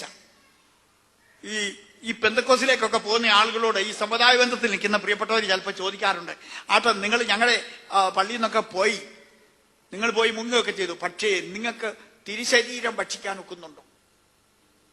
അപ്പൊ ചിലർ പറയും ശരിയാ, കിട്ടുന്നില്ല. തിരുശരീരം ഭക്ഷിക്കാൻ കിട്ടുന്ന എങ്ങനെയാ? ഞാൻ 2 ബൈബിൾ കോളേജുകളിൽ ഞാൻ കേരളത്തിൽ ക്ലാസ് എടുക്കുന്നുണ്ട്. അവിടുത്തെ സ്റ്റുഡൻസിനെ ഞാൻ ഈയിടെ പഠിപ്പിക്കുന്നു. 3 കർത്തൃ ശരീരങ്ങളെ കുറിച്ച് പഠിക്കാമെങ്കിൽ കുർബാന എന്തുവാണ്, തിരുശരീരം എന്താണെന്നൊക്കെ മനസ്സിലാകും. 3 കർത്തൃ ശരീരങ്ങൾ നിങ്ങൾക്ക് നിങ്ങളുടെ ഹൃദയത്തിൽ ഓർമ്മയിൽ അത് ഫീഡ് ചെയ്യാൻ കഴിയുമെങ്കിൽ ഞാൻ പെട്ടെന്ന് അങ്ങ് പറഞ്ഞേക്കാം. 3 കർത്തൃ ശരീരങ്ങൾ. 1, കർത്താവ് ലോകത്തിൽ ജനിച്ചപ്പോൾ വചനം ജഡമായി തീർന്ന ഒരു ശരീരമുണ്ടല്ലോ, മറിയയിൽ നിന്ന് എടുത്തതല്ല വേദോസ്തയിൽ എഴുതിയിരിക്കുന്നത്. പള്ളിക്ക് അങ്ങനെ ചൊല്ലുന്നുണ്ട്, മറിയയിൽ നിന്ന് ജഡം എടുക്കുകയും എന്ന് പറയുന്നെങ്കിലും വചനത്തിൽ പറയുന്നത് വചനം ജഡമായി തീർന്നു. ഒരു കോൺട്രിബ്യൂഷൻ കൂടാതെ വചനം ജഡമായി തീർന്നു. ആ ശരീരമാണ് ഗെത്സെമനാൻ തോട്ടത്തിൽ നെടുമ്പാട് വീണ് അതേ വ്യഥ അനുഭവിച്ചത്. ആ ശരീരമാണ് അതേ പങ്കപ്പാടുകൾ സഹിച്ചത്. ആ ശരീരമാണ് 3 ആണികളുടെ മേൽ 2 കള്ളന്മാരുടെ നടുവിൽ തൂക്കപ്പെട്ടത്. ആ ശരീരമാണ് മരിച്ച് യൗസേപ്പിന്റെ കല്ലറയിൽ അടക്കപ്പെട്ടത്. ആ ശരീരമാണ് ഉയർത്തത്. ആ ശരീരമാണ് ബെഥാന്യമലയുടെ മുകളിൽ നിന്ന് സ്വർഗത്തിലേക്ക് പോയത്. ആ ശരീരത്തോടുകൂടി തന്നെ ആയിരിക്കും മടങ്ങി വരുന്നത്. കർത്താവിന്റെ ശരീരം ഭക്ഷിക്കുമെന്ന് പറയുന്ന എന്റെ സഹോദരങ്ങളോട് ഞാനൊന്ന് ചോദിച്ചോട്ടെ, കോമൺ സെൻസ് നിങ്ങൾക്കുണ്ടെങ്കിൽ നമ്മൾ കർത്താവിന്റെ ശരീരം ഇവിടെ എന്നും ഭക്ഷിക്കുമ്പം കർത്താവ് അങ്ങ് എല്ലായിട്ട് മാറുകയല്ലേ? മനസ്സിലായോ നിങ്ങൾ? ഇപ്പൊ നിങ്ങളെല്ലാം കൂടി എന്റെ ശരീരം കുറച്ച് അങ്ങ് തിന്നുകാന്നിരിക്കട്ടെ, ഒടുവിൽ എനിക്ക് ശരീരം കാണുകയില്ല. അപ്പൊ കർത്താവിന്റെ പേഴ്സണൽ ബോഡി നമ്മള് കുർബാന എന്നുള്ള നിലയിൽ കഴിക്കുകയാണെങ്കിൽ കർത്താവിന്റെ ശരീരത്തിൽ കുറവ് വരണം. കർത്താവിന്റെ ഇൻഡിവിജ്വൽ ബോഡി, പേഴ്സണൽ ബോഡി കുറയുകയില്ല. കാരണം ആ ശരീരം ആർക്കും തിന്നാൻ കൊടുക്കുകയില്ല. കുർബാനയിൽ ആ ശരീരം തിന്നുമെന്ന് ആരെങ്കിലും പറഞ്ഞാൽ മിഥ്യയാണ്. രണ്ടാമത്തെ കറുത്ത ശരീരം പറയാൻ പോവുകയാണ്. സഭയാകുന്ന ശരീരം സകലം നിറയ്ക്കുന്നവന്റെ നിറവായ അവന്റെ ശരീരമായി സഭയ്ക്ക് കൊടുക്കുകയും ചെയ്തിരിക്കുന്നു. കർത്താവിന്റെ ഫുൾനെസ് അല്ലെങ്കിൽ അവന്റെ നിറവെല്ലാം കൂടെ അതേ നിറച്ചു വച്ചിരിക്കുന്ന ശരീരമാണ് സഭ. അവൻ അവൻ ചെറുസായിരിക്കുമ്പോൾ അവന്റെ ശരീരമാണ് സഭ. അപ്പോ കർത്താവിന്റെ ശരീരം ഭക്ഷിക്കുന്നു എന്ന് പറയുമ്പോൾ സഭയാകുന്ന ശരീരത്തെയും തിന്നാനൊക്കത്തില്ല. You follow? വേറൊന്നും നിങ്ങൾ മനസ്സിലാക്കിയില്ലെങ്കിലും ഇത് മനസ്സിലാക്കി പോയാൽ എനിക്ക് സന്തോഷമായിരുന്നു. കർത്താവിന്റെ പേഴ്സണൽ ബോഡി തിന്നാനൊക്കത്തില്ല. സഭയ്ക്ക് പറയുന്നത് മാർമിക ശരീരം എന്നാണ്, മിസ്റ്റിക്കൽ ബോഡി എന്നാണ്. മിസ്റ്ററി എന്നുള്ള വാക്കിൽ നിന്ന് വന്നൊരു വാക്കാണ് മിസ്റ്റിക്കൽ ബോഡി. സഭ ഒരു മാർമിക ശരീരമാണ്. നമ്മൾ പള്ളികളിൽ കുർബാന അനുഭവിക്കുമ്പോൾ സഭയാകുന്ന ശരീരവും തിന്നാനൊക്കുന്നില്ല. അപ്പോ നമ്പർ 1, കർത്താവിന്റെ ആളത്വ ശരീരം തിന്നാനൊക്കത്തില്ല. അവന്റെ മാർമിക ശരീരമാകുന്ന സഭയെയും തിന്നാനൊക്കത്തില്ല. പിന്നെ കർത്താവ് ഇതെന്റെ ശരീരം എന്ന് പറഞ്ഞത് എന്താണ്? എന്താ പിന്നെ നമുക്ക് തിന്നാൻ സാധിക്കുന്നത്? അത് പറയാം. അത് ആ കർത്താവായ യേശുക്രിസ്തു ആകുന്ന ശിരസും തന്നോട് പറ്റിച്ചേർന്ന് നിൽക്കുന്ന അവന്റെ മാർമിക ശരീരമാകുന്ന സഭയും തമ്മിലുള്ള ബന്ധത്തെ സാദൃശീകരിക്കുന്നതായ അടയാള ശരീരം അല്ലെങ്കിൽ സിംബോളിക് ബോഡി എന്ന് പറയുന്ന ആ അപ്പമാണ് നമുക്ക് തിന്നാൻ കഴിയുന്നത്. ഇപ്പോഴോ നിങ്ങളുടെ മനസ്സിൽ പതിഞ്ഞോ? അത് ആളത്വ ശരീരം തിന്നാനൊക്കത്തില്ല, സഭയാകുന്ന മാർമിക ശരീരവും തിന്നാനൊക്കത്തില്ല. ഈ ബന്ധങ്ങളെ കൂട്ടിച്ചേർക്കുന്ന ഒരു അടയാള ശരീരമുണ്ട്, അതാണ് ഈ അപ്പം. അത് തിന്നാം. പ്രൈസലോ. അതുകൊണ്ട് യേശുവിന്റെ ശരീരം തിന്നാനൊന്നും ആരും പോകരുത്. പ്രൈസലോ. അത് തന്നെയുമല്ല, ഞാൻ കുർബാന ചൊല്ലിയിട്ടുള്ള ആളല്ലേ. കുർബാനയൊക്കെ ചൊല്ലിക്കഴിഞ്ഞും അത് അപ്പമായിട്ട് തന്നെ ആയിരിക്കുന്നത്. ലാബറട്ടറി കൊണ്ട് പരിശോധിച്ചാലും മാംസത്തിന്റെ യാതൊരു ഗുണവും അതിനകത്തില്ല. വീഞ്ഞായിട്ട് തന്നെയാണ് ഇരിക്കുന്നത്. ട്രാൻസബ്സ്റ്റാന്റിയേഷൻ ഉണ്ടാകുന്നില്ല, പദാർത്ഥമാറ്റം ഉണ്ടാകുന്നില്ല. Price the Lord. അതുകൊണ്ട് ഇനി അത് പറഞ്ഞാലും നിങ്ങൾ തെറ്റിക്കരുത്. Price the Lord. നമുക്ക് എപ്പോഴും do it in remembrance of me, എന്നെ അനുസ്മരിക്കുന്നതിന് വേണ്ടി ഇത് ചെയ്യുക എന്ന് പറഞ്ഞുകൊണ്ട് കർത്താവ് ഒരു അനുഷ്ഠാനം കൽപ്പിച്ചു കൊടുത്തു. അതിനാണ് വേർപെട്ട സഭകൾ കർത്തൃമേശ, തിരുമേശ എന്നൊക്കെ പറയുന്നത്. അത് വൈകിട്ട് സ്ഥാപിച്ചുകൊണ്ടാ രാത്രി ഭോജനം എന്ന് പറയുന്നത്. ചില പാവങ്ങൾ വലിയ പിടിവാശി, അത് രാത്രിയിലേ പറ്റുള്ളൂ. ഞാൻ അതിലേക്കൊന്നും കടക്കുന്നില്ല. അത് പകലും നടത്താവുന്ന, രാത്രി സ്ഥാപിച്ചത് കൊണ്ട് രാത്രിയിലേ ആകാവുന്നൊന്നുമില്ല. എന്നിട്ട് അതിന്റെ കാലാവധി കൂടെ നിങ്ങൾ കേൾക്കണം. ഞാൻ വരുന്നത് വരെ ടൈം ലിമിറ്റ് ഉണ്ട്. നിത്യമായ പ്രാധാന്യമുള്ള ഒരു കാര്യമാണെങ്കിൽ അതിന് ലിമിറ്റ് വെക്കാനൊക്കത്തില്ല.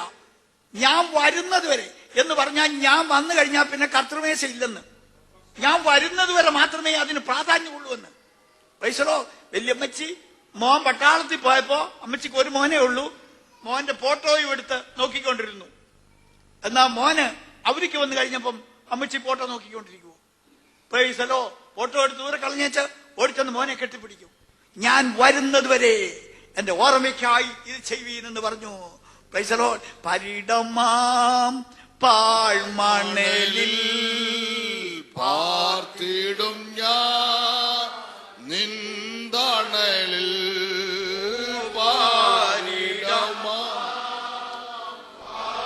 മണലിൽ പാർത്തിടും ഞാൻ നിന്ദണലിൽ മരണദിനം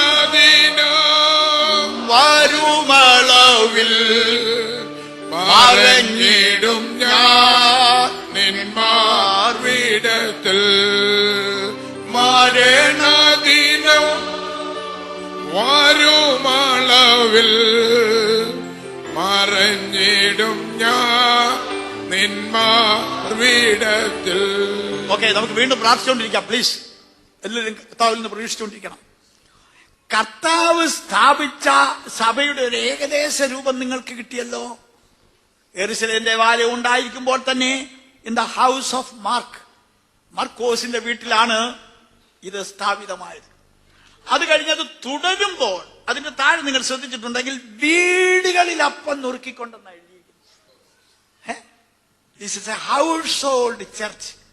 പൈസലോ യെരുശലേം ദേവാലയം പോലെ ഔദ്യോഗികമായ ഒരു ദേവാലയം ഈ സഭയ്ക്ക് ആവശ്യമില്ല.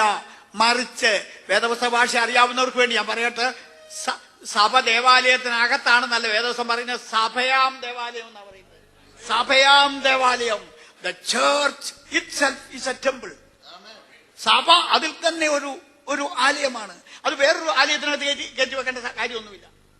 പിന്നെ എന്തുകൊണ്ടാണ് ഈ പഴയ നിയമത്തില് ഈ വേഷമിട്ട് പുരോഹിതന്മാര്, അതുപോലെ തന്നെ സെറ്റപ്പാർട്ട് ചെയ്തതായ ഗംഭീരമായ ആലയം, പിന്നെ അതുപോലെ തന്നെ വൈവിധ്യങ്ങൾ അടങ്ങുന്നതായിട്ടുള്ള ആചാര്യന്മാരുടെ കർമ്മ പദ്ധതികൾ, ഇതെല്ലാം എന്തിനാ ദൈവം തമ്പുരാൻ അനുവദിച്ചു കൊടുത്തതെന്ന് നിങ്ങൾ ചിന്തിച്ചിട്ടുണ്ടോ?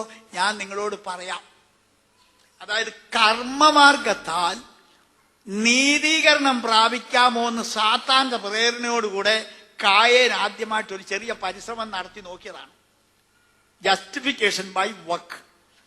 പ്രവർത്തനത്തിന്റെ ഫലമായി ദൈവസന്നിധിയിൽ എത്താമോ എന്ന് കായേൻ ഒരു പരിപാടി നോക്കിയതാ. ആബേല് അതിന് കൂട്ടുന്നില്ല. ആബേൽ വെളിപ്പാടിന്റെ മാർഗത്തിൽ കൂടെ പോയത്. അതുകൊണ്ട് ദൈവം തമ്പുരാൻ എന്ത് ചെയ്തെന്നറിയാമോ? ഈ കായേൻ പരീക്ഷിച്ചു നോക്കിയ കർമ്മ പദ്ധതി പഴയ നിയമം എന്നുള്ള പേരിൽ മനുഷ്യവർഗത്തിന് അങ്ങ് അനുവദിച്ചു കൊടുത്തു. നിങ്ങളുടെ കഴിവിന്റെ പരമാവധി നോക്ക. യാഗങ്ങള്, വഴിപാടുകള്, കർമ്മപദ്ധതികളെ എല്ലാം നിങ്ങൾ അങ്ങോട്ട് പ്രയോഗിച്ച് നോക്കിയിട്ട് ദൈവത്തെ നീതീകരിക്കാൻ സാധിക്കുമോ എന്ന് അനുഭവിച്ചറിഞ്ഞേച്ച് വിവരം പറയാനായിട്ട് അവർക്ക് കൊടുത്ത ഒരു കാലയളവാണ് ന്യായപ്രമാണം. ഞാനൊരു കൊച്ചു ചോദ്യം നിങ്ങളോട് ചോദിക്കട്ടെ, സന്തോഷമുള്ളവർക്ക് പറയാം. പഴയ നിയമം അവസാനിക്കുമ്പോൾ, അതായത് 39 പുസ്തകങ്ങൾ അവസാനിക്കുമ്പോൾ ഒടുവിലത്തെ പുസ്തകം ഏതാന്ന് ആർക്കെങ്കിലും പറയാമോ? ധൈര്യമായിട്ട് പറഞ്ഞാൽ മലാഖി പ്രവചനത്തിലെ മലയാളം പരിഭാഷയിലെ ഒടുവിലത്തെ വാക്ക്, അതായത് പഴയ നിയമം തീരുമ്പോൾ നമ്മൾ കേൾക്കുന്ന ഒടുവിലത്തെ വാക്ക് ഓർമ്മയുള്ളവർക്ക് പറയാം. വാക്കാ എനിക്ക് കേൾക്കേണ്ടത്, വാചകം കേൾക്കണ്ട. ഉറക്കെ പറഞ്ഞാട്ടെ. നിരപ്പിക്കും. ഞാനിവിടെ ഭാഷ പഠിപ്പിക്കാൻ വന്നയാളല്ല. നിങ്ങൾക്ക് എന്നേക്കാൾ ഭാഷയൊക്കെ അറിയാവുന്നവരുണ്ട് ഇവിടെ. നിരപ്പിക്കും എന്ന് പറയുന്നത് പാസ്റ്റ് ടെൻസ് അല്ല, പിന്നെന്തുവാ? ഫ്യൂച്ചർ ടെൻസ് ആണ്. നിരപ്പിച്ചു എന്ന് പറഞ്ഞിരുന്നെങ്കിൽ കാര്യം സാധിച്ചെന്ന് വന്നേനെ. നിരപ്പിക്കുമെന്നാ പറയുന്നത്. അപ്പൊ പഴയ നിയമത്തിന്റെ സകലവിധമായ തന്ത്രങ്ങളും തത്രപ്പാടുകളും പയറ്റിയിട്ടും ഒടുവിൽ പഴയ നിയമം അവസാനിക്കുമ്പോൾ പരിശുദ്ധാത്മാവ് പറയുന്നത് നിരപ്പിക്കുമെന്ന്. എന്ന് പറഞ്ഞാൽ നിരന്നില്ലെന്ന്, കാര്യം നടന്നില്ലെന്ന്. ഇതാണ് അപ്പോസ്തലൻ, മഹാജ്ഞാനിയായ പൗലോസ് അപ്പോസ്തലന്റെ അടുത്ത് പ്രയോഗിച്ചത്. ന്യായപ്രമാണത്തിന് കഴിയാഞ്ഞതിനെ സാധിപ്പാൻ ദൈവം തന്റെ പുത്രനെ പാപജടത്തിന്റെ സാദൃശ്യത്തിലും പാപം നിമിത്തവും അയച്ചു. യേശു കാൽവറിയിൽ 7 മൊഴികൾ പറഞ്ഞല്ലോ. ഞാൻ കൊച്ചായിരിക്കുമ്പോ ഞാൻ വിചാരിച്ചു ചാകാൻ നേരത്ത് വല്ലതും പറയല്ലേ, അതുപോലൊക്കെ പറഞ്ഞായിരിക്കും എന്നാ ഓർത്ത്. പിന്നെ ഞാൻ ഇപ്പൊ ചില യോഗങ്ങളിൽ പറയാറുണ്ട്, ചാകാൻ നേരത്ത് ഒരു നല്ല വാചകം പറയാനായിട്ട് നമ്മൾ കാണാൻ പഠിച്ച് ഉരുവിട്ടുകൊണ്ട് നടന്നാലും ചാകാൻ നേരത്ത് വേറെ വല്ലതും ആയിരിക്കും പറയും. എന്നാൽ യേശുവിന്റെ 7 മൊഴികൾ അങ്ങനൊന്നും അല്ലായിരുന്നു. അത് നേരത്തെ പ്രവാചകന്മാർ മുഖാന്തരം പ്രീഡിക്റ്റ് ചെയ്ത വചനങ്ങൾ കോട്ട് ചെയ്താ താൻ മരിച്ചത്. ഏറ്റവും ഒടുവിൽ പറഞ്ഞത് ഫിനിഷ്ഡ് എന്നാണ്, തീർന്നു. ന്യായപ്രമാണത്തിന് പറയാൻ കഴിയാത്ത ഒരു വാക്ക് പറഞ്ഞാണ് യേശു ജീവൻ വിട്ടത്. നിവർത്തിയായി. നിവർത്തിക്കാൻ ന്യായപ്രമാണത്തിന് കഴിഞ്ഞില്ല, എന്നാൽ യേശുവിന് കഴിഞ്ഞു. ദൈവത്തിന് സ്തോത്രം. കർത്താവിനെ ഓർത്ത് ഞാൻ ദൈവത്തെ സ്തുതിക്കുന്നു. അപ്പൊ ന്യായപ്രമാണത്തിന്റെ കർമ്മ പദ്ധതികളൊക്കെ വെറുതെ ആയിപ്പോയി. 3 യെരുശലേം ദേവാലയങ്ങളും തകർന്ന് തരിപ്പണമായിപ്പോയി. നിങ്ങൾക്ക് എന്നേക്കാൾ കൂടുതൽ അറിയാം. അതിന്റെ സ്ഥാനത്ത് വേറെ പള്ളിയൊക്കെ ഇപ്പൊ നിൽക്കുന്നത്. എന്നാൽ അതിന്റെ സ്ഥാനത്ത് യേശു സഭയാം ദേവാലയം സ്ഥാപിച്ചു. ഹല്ലേലൂയ. ഇനിയും ദൈവത്തിന്റെ കർമ്മ പരിപാടിയിൽ സഹസ്രാബ്ദ ആഴ്ചയിൽ യഹൂദന്റെ ഒരു ആലയം ഉണ്ടാകുമെന്നൊക്കെ ഒരു വശമുണ്ട്. അത് അവിടെ മാറിയിരിക്കട്ടെ, അതിലേക്ക് കടന്നു പോകാൻ ഇപ്പൊ നമുക്ക് സമയമില്ല.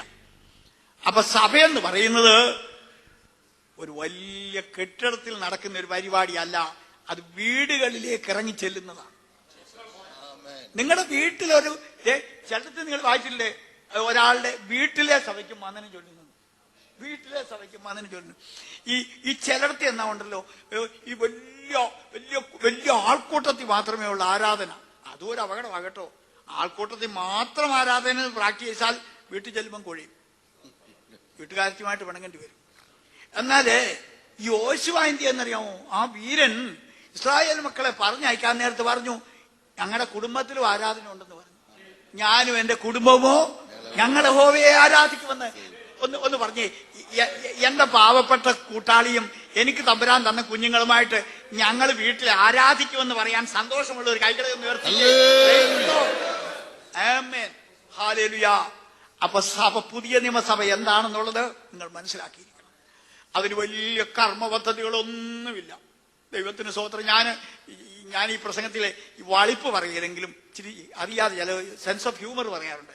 ഈയിടെ ഞാൻ പ്രാർത്ഥനയെ കുറിച്ച് ഒരിടത്ത് പ്രസംഗിച്ചപ്പോൾ ഞാൻ പറഞ്ഞു, ലാസറിന്റെ കല്ലറയ്ക്കൽ നമ്മളെ ആരെ കൊണ്ടെങ്കിലും പ്രാർത്ഥിപ്പിക്കാറുണ്ടെങ്കിൽ ലാസർ 5-ാം ദിവസത്തിലേക്ക് കടന്നേനെ പറഞ്ഞാൽ നിർത്താൻ അറിയത്തില്ല. കർത്താവ് ചുരുക്കം ടെലഗ്രാം അടിക്കുന്ന പോലെയാ പ്രാർത്ഥിച്ചത്. ലാസർ എഴുന്നേറ്റ് വരികയും ചെയ്തു. Price the Lord. വലിയ എഴുതപ്പെട്ട പ്രാർത്ഥനകളോ നീണ്ട ക്രമങ്ങളോ ഒന്നും പുതിയ നിയമത്തിലില്ല. മനസ്സ് തുറന്ന അതേ ചില വാക്കുകളാണ്. എന്നോട് ഈയിടെ ഒരാൾ ചോദിച്ചു, ഈ കർത്താവ് പഠിപ്പിച്ച പ്രാർത്ഥന എന്താ ചൊല്ലാത്തത്? അതിനെക്കുറിച്ച് ഞാൻ ഇവിടെ ഇടയ്ക്ക് ക്ലാസ് എടുക്കുകയൊക്കെ ചെയ്തു, പറയാൻ സമയമില്ല. ഈ ഞങ്ങളൊക്കെ കല്യാണ ശുശ്രൂഷ നടത്തി കൊടുത്തിട്ടുണ്ട്. ചെറുക്കനും പെണ്ണും ഇങ്ങനെ വന്ന് നിൽക്കുകയാണ്. അപ്പൊ അവരെ വേദിയിൽ വെച്ച് ആദ്യം സംസാരിക്കുന്നത് ഞങ്ങള് ചൊല്ലിക്കൊടുത്ത വാചകത്തിൽ കൂടെ, തോമസാകുന്ന ഞാൻ അറിയാമയാകുന്ന നിന്നെ, അറിയാമയാകുന്ന നിന്നെ, ഇന്നു മുതൽ. അപ്പൊ ഞങ്ങൾ ചൊല്ലിക്കൊടുത്ത വാചകം കടമെടുത്താണ് അവർ സംസാരിക്കുന്നത്. എന്നിട്ട് അവർ വീട്ടിൽ ചെല്ലുമ്പോഴും തോമസാകുന്ന ഞാൻ അങ്ങനല്ല. അവിടെ ചെന്ന് കഴിയുമ്പോൾ അവരുടെ സ്വന്തമായ വാചകത്തിൽ അവർ സംസാരിക്കും. വൈസലോ. പുതിയ നിയമസഭയിലെ പ്രാർത്ഥന എന്ന് പറയുന്നത് എക്സ്റ്റംബർ പ്രയർ ആണ്. ഹൃദയത്തിൽ നിന്ന് പരിശുദ്ധാത്മാവ് അപ്പോഴപ്പോൾ ഉദിപ്പിക്കുന്ന സ്വകാര്യ വാക്കുകൾ ഉപയോഗിച്ചുള്ള പ്രാർത്ഥനയാണ്. ഹല്ലേലൂയ. സഭയുടെ ഒരു ഏകദേശ രൂപം നിങ്ങൾക്ക് മനസ്സിലാകുന്നുണ്ടായിരിക്കും അല്ലേ? ഇനി ഇടയ്ക്ക് ഒരു കാര്യം പറയാം. ചില വർഷങ്ങൾക്ക് മുമ്പ് എന്റെ വേഷം ഇതല്ലായിരുന്നു. പൈസലോ, ഞാനിപ്പോ മനുഷ്യന്റെ രൂപത്തിലായിരിക്കല്ലേ. എന്താ ഇങ്ങനെ വരാൻ കാര്യം എന്നറിയാമോ? ഞാൻ സഭാചരിത്രം പഠിച്ചു കഴിഞ്ഞപ്പോ എനിക്ക് മനസ്സിലായി, AD 3 നൂറ്റാണ്ട് വരെയും the Church of God was very simple in its teachings and output. അതിന്റെ ബാഹ്യമായ വേഷവിധാനങ്ങളിലും അതിന്റെ ശുശ്രൂഷാക്രമങ്ങളിലുമെല്ലാം സഭ വളരെ ലളിതമായിരുന്നു, വളരെ സിമ്പിളായിരുന്നു. അതിനെ പിന്നെ സങ്കീർണമാക്കി തീർത്തത്, അതിനെ ഇങ്ങനെ ഇന്നത്തെ ഈ പരുവത്തിലാക്കി തീർത്തത് കോൺസ്റ്റന്റൈൻ ചക്രവർത്തിയാണ്, കുസ്തന്തീനോസ് ചക്രവർത്തിയാണ്.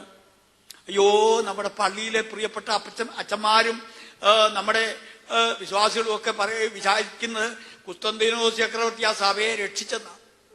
ഈയിടെ ഒരു അപ്പച്ചൻ അങ്ങോട്ട് പെന്തക്കോസുകാരോടൊക്കെ വലിയ വിരോധമുള്ള ഒരു അപ്പച്ചൻ അങ്ങോട്ട് വിശ്വാസ പ്രമാണം ചൊല്ലിയപ്പം ആവേശം കയറിയപ്പോ അപ്പച്ചൻ ഇങ്ങനെ ചൊല്ലിയത്, നിക്കായാലും കുസ്തന്തീനോസിലും പോലീസിലും ഞങ്ങൾ വിശ്വസിക്കുന്നു.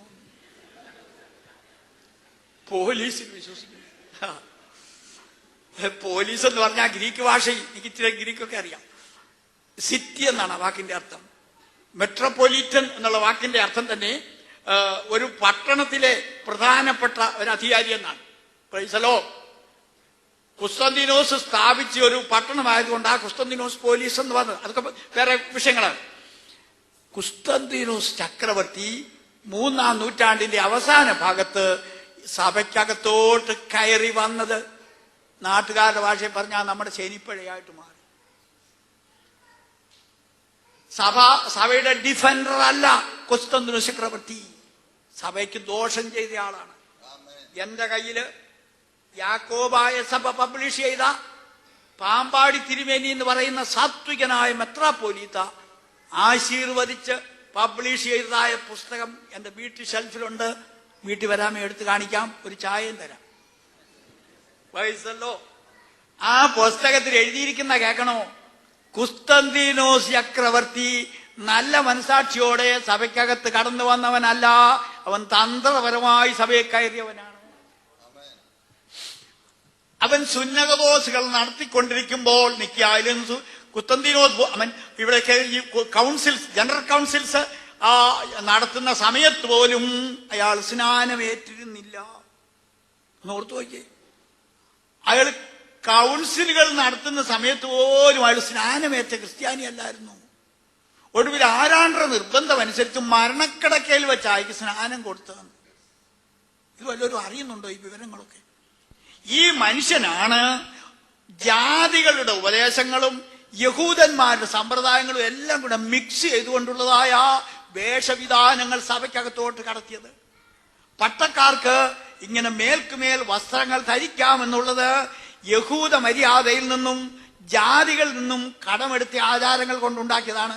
ഇടയ്ക്ക് ഇങ്ങനെ കുറെ നാളുകൾക്ക് മുമ്പ് നമ്മുടെ ഒരു അപ്പച്ചന് ഈ ഗൾഫിൽ മക്കളുടെ ഇവിടെ വന്നതിനെ കുറിച്ച് നാട്ടുപുറത്ത് ഒരു കഥ ഞാൻ കേട്ടിട്ടുണ്ട്. അപ്പച്ചന് മക്കളെ ജോലി ചെയ്യുന്ന യുഎയിലോ മറ്റോ വായിക്കാൻ തോന്നുന്നു, വന്ന് മക്കളുടെ കൂടെ കുറച്ചു ദിവസം താമസിച്ച് നാട്ടിൽ വന്ന് പറഞ്ഞെങ്ങനെയാണ്, ഇവിടെ വല്ലപ്പോഴും അവരച്ഛനെ കാണുന്നു, അവിടെ നോക്കുന്നിടത്ത് എല്ലാ അച്ഛന്മാരാ. കാരണം ഇവിടുത്തെ ആവറേജ് വേഷമാണ്. ഈ വേഷം സഭയ്ക്കകത്തോട്ട് ട്രാൻസ്പ്ലാന്റ് ചെയ്തതാണ്, പറിച്ചു നടന്നതാണ്. ദൈവസഭയ്ക്ക് ഔദ്യോഗിക വേഷമില്ല. ദൈവസഭയുടെ നടത്തിപ്പുകാർക്ക് ഔദ്യോഗിക വേഷമില്ല, ഔദ്യോഗിക കൂദാശകളില്ല, ക്രമപ്പെടുത്തി വെച്ചിരിക്കുന്ന ക്രമങ്ങളില്ല. Price the Lord. ഇതൊക്കെ ആരാ പറഞ്ഞ് മനസ്സിലാക്കുന്നത്? അവർക്ക് കൂദാശ ചെയ്ത പള്ളികളില്ല, വില നിശ്ചയിച്ച കർമ്മങ്ങളില്ല. Very simple. സഭയുടെ പാറ്റേൺ മുമ്പേ ഞാൻ നിങ്ങളെ വായിച്ചു കേൾപ്പിച്ചല്ലോ. വീടുകളിൽ ആരാധിച്ച് അപ്പം നുറുക്കി പ്രാർത്ഥിച്ച് നല്ല മനസാക്ഷിയോടുകൂടെ ജീവിച്ചു പോയവര്. അതുപോലെ തന്നെ വല്ലപ്പോഴും അവസരം കിട്ടിയാൽ നമ്മൾ ഒന്നാണെന്ന് കാണിക്കുന്നതായ മ്യൂച്വൽ ഫീറ്റ് വാഷിങ് അല്ലെങ്കിൽ കാല് കഴുകുന്ന പാദപ്രക്ഷാളന ശുശ്രൂഷയുമുണ്ട്. അത് പട്ടസഭകൾ എന്ത് ചെയ്യുന്നറിയാമോ? അവരത് വൺ വേ ആക്കി.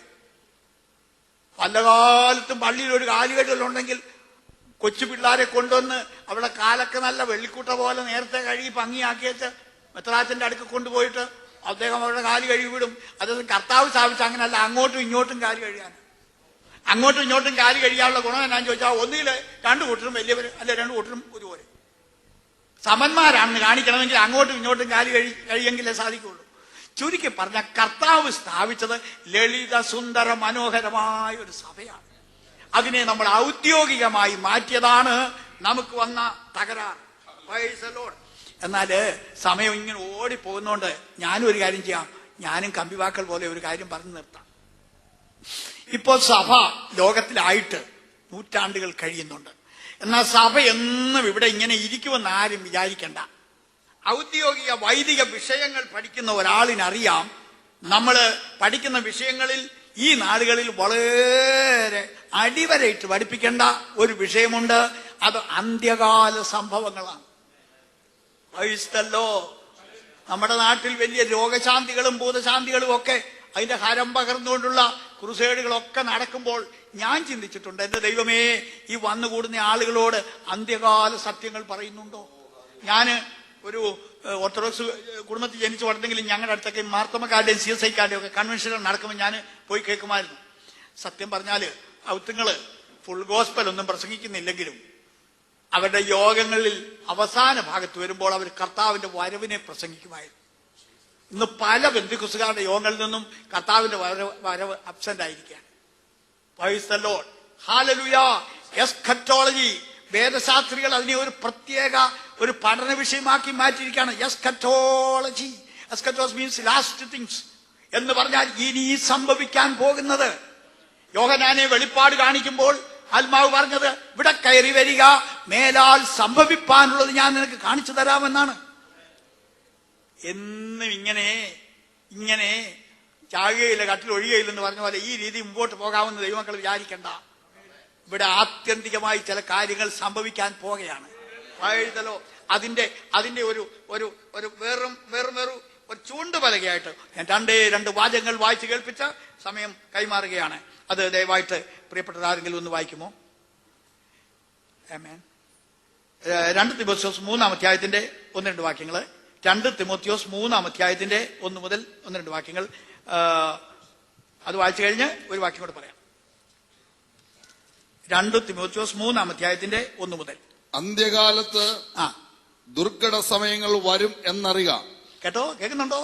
അന്ത്യകാലത്ത് പെരിലസ് ടൈംസ്, ഉപദ്രവം നിറഞ്ഞ സമയങ്ങൾ, മുന്നോട്ട് പോകാൻ ബുദ്ധിമുട്ടുന്ന സമയങ്ങൾ വരുമെന്നറിയുക. ആര് പറഞ്ഞു? ദിവ്യജ്ഞാനിയായ പൗലോസ്ലീഹ എഴുതിയിരിക്കുകയാണ്. അടുത്തത്, മനുഷ്യർ സ്വസ്നേഹികളും ദ്രവ്യാഗ്രഹികളും വമ്പ് പറയുന്നവരും അഹങ്കാരികളും ദൂഷകന്മാരും അമ്മയപ്പന്മാരെ അനുസരിക്കാത്തവരും നന്ദി കെട്ടവരും അശുദ്ധരും വാത്സല്യമില്ലാത്തവരും ഇണങ്ങാത്തവരും ഏഷണിക്കാരും അജിതേന്ദ്രിയന്മാരും ഉഗ്രന്മാരും സൽഗുണദോഷികളും.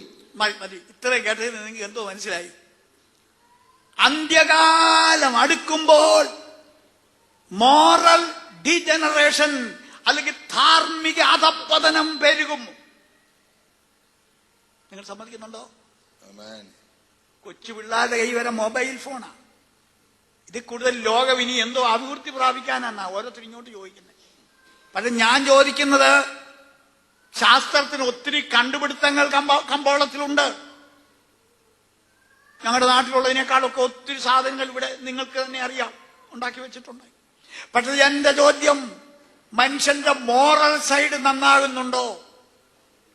അവന്റെ ഹ്യൂമാനിറ്റി നന്നാകുന്നുണ്ടോ? സമശിഷ്ടങ്ങളോട് സ്നേഹവും കാരുണ്യവും വർദ്ധിക്കുന്നുണ്ടോ? അതായത് ഈ മൃഗങ്ങൾക്ക് ചികിത്സിക്കുന്ന ഒരു ഡോക്ടറെ, അദ്ദേഹത്തിന് ഒരു നെയിം ബോർഡ് വെക്കാൻ നേരത്തെ എന്തോ ഈ ഡോക്ടർക്ക് എന്താ പേര് വെക്കേണ്ടത്? അപ്പൊ ഒരാൾ പറഞ്ഞു മൃഗവൈദ്യൻ. അപ്പൊ വേറെ ഒരു ബുദ്ധിമാൻ പറഞ്ഞു ശരിയല്ല, മൃഗവൈദ്യൻ എന്ന് പറഞ്ഞാൽ വൈദ്യന് അപമാനം. അപ്പൊ നല്ല ഭാഷ പഠിച്ചൊരുത്തനെ കൊണ്ടുവന്നു. അവൻ കൊടുത്ത് മൃഗീയ വൈദ്യൻ എന്ന് പറഞ്ഞാൽ മൃഗത്തിന് ചികിത്സിക്കുന്ന ആള്. അപ്പോ മറ്റതിനേക്കാൾ കുറച്ചുകൂടെ മെച്ചമാണെന്നുള്ള രീതിയിലാണ് വന്നു. ഇപ്പൊ മൃഗം മൃഗീയമായിട്ട് മാറിയിരിക്കുക. മൃഗം എത്ര അധപ്പതിച്ചാലും മൃഗത്തെക്കാൾ അധപ്പതിക്കില്ല. എന്നാൽ മനുഷ്യൻ മൃഗത്തെയും കടത്തിവെട്ടി പിശാചിന്റെ നിലയിലേക്ക് അവൻ അധപ്പതിച്ചിരിക്കുകയാണ്. ഈ മോറൽ ഡിക്ലൈൻ, ഈ ധാർമ്മിക അധപ്പതനം ഒരു 19 നൂറ്റാണ്ടുകൾക്ക് മുമ്പെങ്കിലും പൗലോസ്ലീഹ കുറിച്ചു വച്ചു. അന്ത്യകാലത്ത് ഇത് കാണുമ്പോൾ നീ ഓർത്തോണം, അന്ത്യകാലത്തിന്റെ വക്കിൽ നീ എത്തിയിരിക്കുന്നെന്ന്. ഇതിനെ നന്നാക്കാൻ ഒരു രാഷ്ട്രത്തിനും പ്രോജക്റ്റ് ഇല്ല, ആർക്കും ഒരു ആയുധമില്ല ഇതിനെ നന്നാക്കിയെടുക്കുവാൻ. മനുഷ്യൻ നന്നാകണമെന്ന് പണ്ടാരാണ്ട് പറഞ്ഞെങ്കിലും സൂപ്പ് കൊടുത്ത് അവന്റെ ശരീരം നന്നാക്കുന്നേ ഉള്ളൂ, അവന്റെ ആത്മാവിനെ നന്നാക്കാൻ ഒരു പദ്ധതിയുമില്ല. അതിന് നീ ദൈവത്തിങ്കിലേക്ക് വരണം, അതിന് സുവിശേഷത്തിലേക്ക് വരണം, അല്ലാതൊരു പോംവഴി വേറെ ഇല്ല. ഒരെണ്ണം കൂടെ വായിക്കാം. 1 തിമോത്തിയോസ് 4-ന്റെ 1 മുതൽ. 1 തിമോത്തിയോസ് 4-ാം അധ്യായത്തിന്റെ 1 മുതൽ ചില വാക്യം. ആദ്യം എടുക്കുന്നത് എന്നാൽ ഭാവി കാലത്ത്, മുമ്പേ അന്ത്യകാലത്ത് എന്ന് പറഞ്ഞതിന് പകരം വേറൊരു വാക്ക് പ്രയോഗിച്ചതേ ഉള്ളൂ. രണ്ടും കാര്യം ഒന്ന് തന്നെയാ. അതും പൗലോസ്ലീഹ പറയുന്നത്. എന്നാൽ ഭാവി കാലത്ത് ചിലർ വ്യാജാത്മാക്കളെയും ഭൂതങ്ങളുടെ ഉപദേശങ്ങളെയും ആശ്രയിച്ച്, അതൊന്നൊരു ഉപദേശമാണ്, ഭൂതങ്ങളുടെ ഉപദേശങ്ങളെയും ആശ്രയിച്ച് ഭോഷ്ക് പറയുന്നവരുടെ കപടത്താൽ വിശ്വാസം ത്യജിക്കുമെന്ന് ആത്മാവ് തെളിവായി പറയുന്നു. ഇനി അതിന്റെ താഴെ 1-2 വാക്യം കൊണ്ട് വായിക്കും. അവർ സ്വന്തം മനസാക്ഷിയിൽ ചൂടുവെച്ചവരായി വിവാഹം വിലക്കുകയും. ഇങ്ങോട്ട് നോക്കിയാൽ എല്ലാവരും, ഞാൻ ഇന്ന് സഭയിലൊക്കെ ടീച്ചിങ് ഉണ്ട്. എന്നാന്നറിയാം, അച്ഛൻ വരെ കല്യാണം കഴിക്കാം. അതിന്റെ മോളോട്ട് പോകാൻ ഉദ്ദേശിക്കുന്നെങ്കിൽ കല്യാണം പാടില്ല. വായിച്ചല്ലോ, അതിന് തിയോളജി ഉണ്ടാക്കി വെച്ചിട്ടുണ്ട്. മെത്രാച്ചന്മാർക്ക് കല്യാണം കഴിക്കാൻ പാടില്ലെന്നുള്ള എന്റെ theology. Marriage is natural and celibacy is super natural എന്ന് എഴുതി വെച്ചേക്ക്. ഞാനത് എന്റെ ഭാഷയിലാക്കിയിരിക്കുന്നത് എങ്ങനെയാണ്? Marriage is natural and celibacy is exception. Paulose Sleeha കല്യാണം കഴിക്കാതിരുന്നത് പ്രൈസ് ദി ലോർഡ് കല്യാണം മോശമായതുകൊണ്ടല്ല. പൗലോസ് പോകുന്നിടത്തെല്ലാം ഭാര്യയും കൊണ്ട് വനുക്കുവോ ഇതുപോലെ അലിഞ്ഞു നടന്നു വരുന്നത്. അതുകൊണ്ട് വേണ്ടെന്ന് വെച്ചതാ. Price the Lord. വിവാഹം മോശമായിട്ടൊന്നുമല്ല. വിവാഹം പാപമാണെന്നുള്ള അർത്ഥത്തിൽ വിവാഹം മാറ്റിയിരിക്കുന്ന വട്ടസഭകൾ പിടിക്കപ്പെട്ടിരിക്കുകയാണ്. കാരണം എന്താണെന്നറിയാം, ഞാൻ പ്രസംഗിക്കുന്നിടത്തൊക്കെ പറയും പരിശുദ്ധനായ കർത്താവിന്റെ കല്യാണം വരെ ഉറച്ചിരിക്കുകയാണ്. കർത്താവ് സഭയാമണവാട്ടിയുമായിട്ട് വിവാഹം കഴിക്കാനായിട്ട് സഭയേറ്റവും ആസന്നമായിരിക്കുകയാണ്. അതുകൊണ്ട് വിവാഹം വിലക്കുകയും ഒക്കെ ചെയ്യുന്ന ദുരുപദേശം സഭയിൽ കടന്നു വരുമെന്ന് പൗലോസ്ലീഹ കുറിച്ചു വെച്ചിരിക്കുന്നു. യെസ്, എന്റെ താഴെ ഒന്ന് വായിച്ചേ, വേഗം വായിച്ചാൽ. സത്യത്തെ ഗ്രഹിച്ചിരിക്കുന്ന വിശ്വാസികൾ സ്തോത്രത്തോടെ അനുഭവിപ്പാൻ ദൈവം സൃഷ്ടിച്ച ഭോജ്യങ്ങളെ വർജിക്കണമെന്ന് കൽപ്പിക്കുകയും ചെയ്യും. മനസ്സിലായോ? നീ ഭക്തിയുടെ പേരില് 50 നോയുമ്പോ ഏതെങ്കിലും ഒരു കാലഘട്ടം നിശ്ചയിച്ചിട്ട് ഇറച്ചി കൂട്ടരുത്, മീൻ കൂട്ടരുത്, വെജിറ്റേറിയൻ ആകാം എന്ന് നീ ഭക്തിയുടെ പേരിൽ ഒരാഹാരത്തെ നീ മാറ്റി നിർത്തരുത്. പ്രൈസലോ, ഈ ഫാസ്റ്റിംഗ് ആണെങ്കിൽ കംപ്ലീറ്റ് ഫാസ്റ്റിംഗ്, അല്ലാതെ ചില ആഹാര സാധനങ്ങൾ ഭക്തി ജീവിതത്തിനെതിരാണ് എന്ന് പറയുന്ന ജാതീയ ഉപദേശം അത് ദൈവികമല്ല. അത് സംഭവിക്കുമെന്ന് പൗലോസ്ലീഹ ആത്മദൃഷ്ടിയിൽ നേരത്തെ കണ്ടു. പ്രൈസലോ, എന്റെ ആശയങ്ങൾ എന്തെങ്കിലും അവ്യക്തമായിട്ട് നിങ്ങൾക്ക് തോന്നുന്നെങ്കിൽ എന്നോട് പേഴ്സണലായിട്ട് സംസാരിച്ചാൽ ഞാൻ പിന്നെ അത് വ്യക്തമാക്കി തരാം. ചുരുക്കി പറഞ്ഞാൽ അപ്പോസ്തലനായ പൗലോസിന്റെയും മറ്റും പ്രവചനങ്ങൾ ഇതാ കണ്ണിന്റെ മുമ്പിൽ നിറവേറിയിരിക്കുന്നു. ഒന്ന് ധാർമ്മികത പതനം ഒരു വശത്ത്, ഇവിടെ വിശ്വാസത്യാഗം. Praise the lord. falling away from the right faith of Christ. ക്രിസ്തുവിന്റെ സത്യപാതയിൽ നിന്ന്, വിശ്വാസത്തിൽ നിന്ന് അതേ അകന്നകന്നകന്ന് ഞങ്ങൾ പള്ളിയിൽ ചൊല്ലുന്ന ഭാഷയിൽ പറഞ്ഞാൽ പലതരം ഉപദേശങ്ങളൊക്കെ പാരിൽ മുളച്ച് വരക്കുന്നു. ദൈവത്തിന് ഉപദേശം തൊട്ട് അവസാനിപ്പിപ്പോൻ തന്നെയൻ. അതുകൊണ്ടാണ് ഞാൻ അവിടുന്ന് പോകുന്നത്. പലതരം ഉപദേശങ്ങളുടെ പുറകെ നടക്കാൻ എനിക്ക് ആയുസുമില്ല, അതിന് എനിക്ക് കഴിയുമില്ല. അതുകൊണ്ട് എനിക്ക് ദൈവത്തിന്റെ ഉപദേശം തൊട്ട് അവസാനിപ്പിക്കണമെന്നൊരാഗ്രഹം മാത്രമേ എനിക്കുള്ളൂ. നിങ്ങളോട് എനിക്ക് പൗലോസ് പ്രസംഗിച്ച പോലെ നേരം പുലരും വരെ പ്രസംഗിച്ചാൽ കൊള്ളാമെന്ന് എന്റെ ഉള്ളത്തിൽ ആഗ്രഹമുണ്ട്. എന്റെ പ്രിയരെ ഞാൻ നിങ്ങളോട് പറയട്ടെ, കർത്താവിന്റെ വരവ് വളരെ അടുത്തിരിക്കുകയാണ്. വേദപുസ്തകം തീരാൻ നേരത്ത് ഏറ്റവും ഒടുവിൽ കർത്താവ് പറഞ്ഞതെന്നറിയോ? ലോ ഐ കം ക്വിക്ക്ലി എന്നാണ്. അതിനുശേഷം താൻ ഒന്നും പറഞ്ഞിട്ടില്ല ബൈബിളിൽ. Price the Lord. അതുപോലെ തന്നെ സഭ ഏറ്റവും ഒടുവിൽ പറഞ്ഞ് പ്രാർത്ഥിച്ച് നിർത്തിയിരിക്കുന്നത് കം ലോർഡ് ജീസസ് എന്നാണ്. കർത്താവേ അങ്ങ് വരണേ എന്ന് പറഞ്ഞാ വേദപുസ്തകം അവസാനിപ്പിച്ചത്. എന്നാ ഇപ്പൊ നാട്ടിൻപുറത്ത് കൂട്ടങ്ങളൊക്കെ നിങ്ങൾ വന്നൊന്ന് കണ്ടേ, ആമേൻ കർത്താവായ യേശുവെ തരണമേ എന്നാണ്. കർത്താവിന്റെ വരവിന് വേണ്ടി കേണപേക്ഷിച്ച് അതൊരു ജീവൽ പ്രശ്നമായി ഏറ്റെടുത്ത് കാത്തിരിക്കുന്ന വിശുദ്ധന്മാരെ ചേർക്കുവാൻ യേശു താമസമിനാ മടങ്ങി വരും. അന്ന് ഞാൻ ഉണ്ടായിരിക്കണമേ, നിങ്ങൾ ഉണ്ടായിരിക്കണമേ എന്ന് ഇന്ന് രാത്രി ഞാൻ നിങ്ങളോട് അപേക്ഷിക്കുന്നു. Praise God. നമുക്ക് ആ വാക്യം എല്ലാവർക്കും കൂടെ ഒന്ന് ചൊല്ലാം. ഞാനത് ചൊല്ലിത്തരാം. ആമേൻ. കർത്താവായ യേശുവേ വരണമേ. ആമേൻ. കർത്താവായ യേശുവേ വരണമേ. ആമേൻ. കർത്താവായ യേശുവേ വരണമേ. വരുവാനുള്ളവൻ വരും,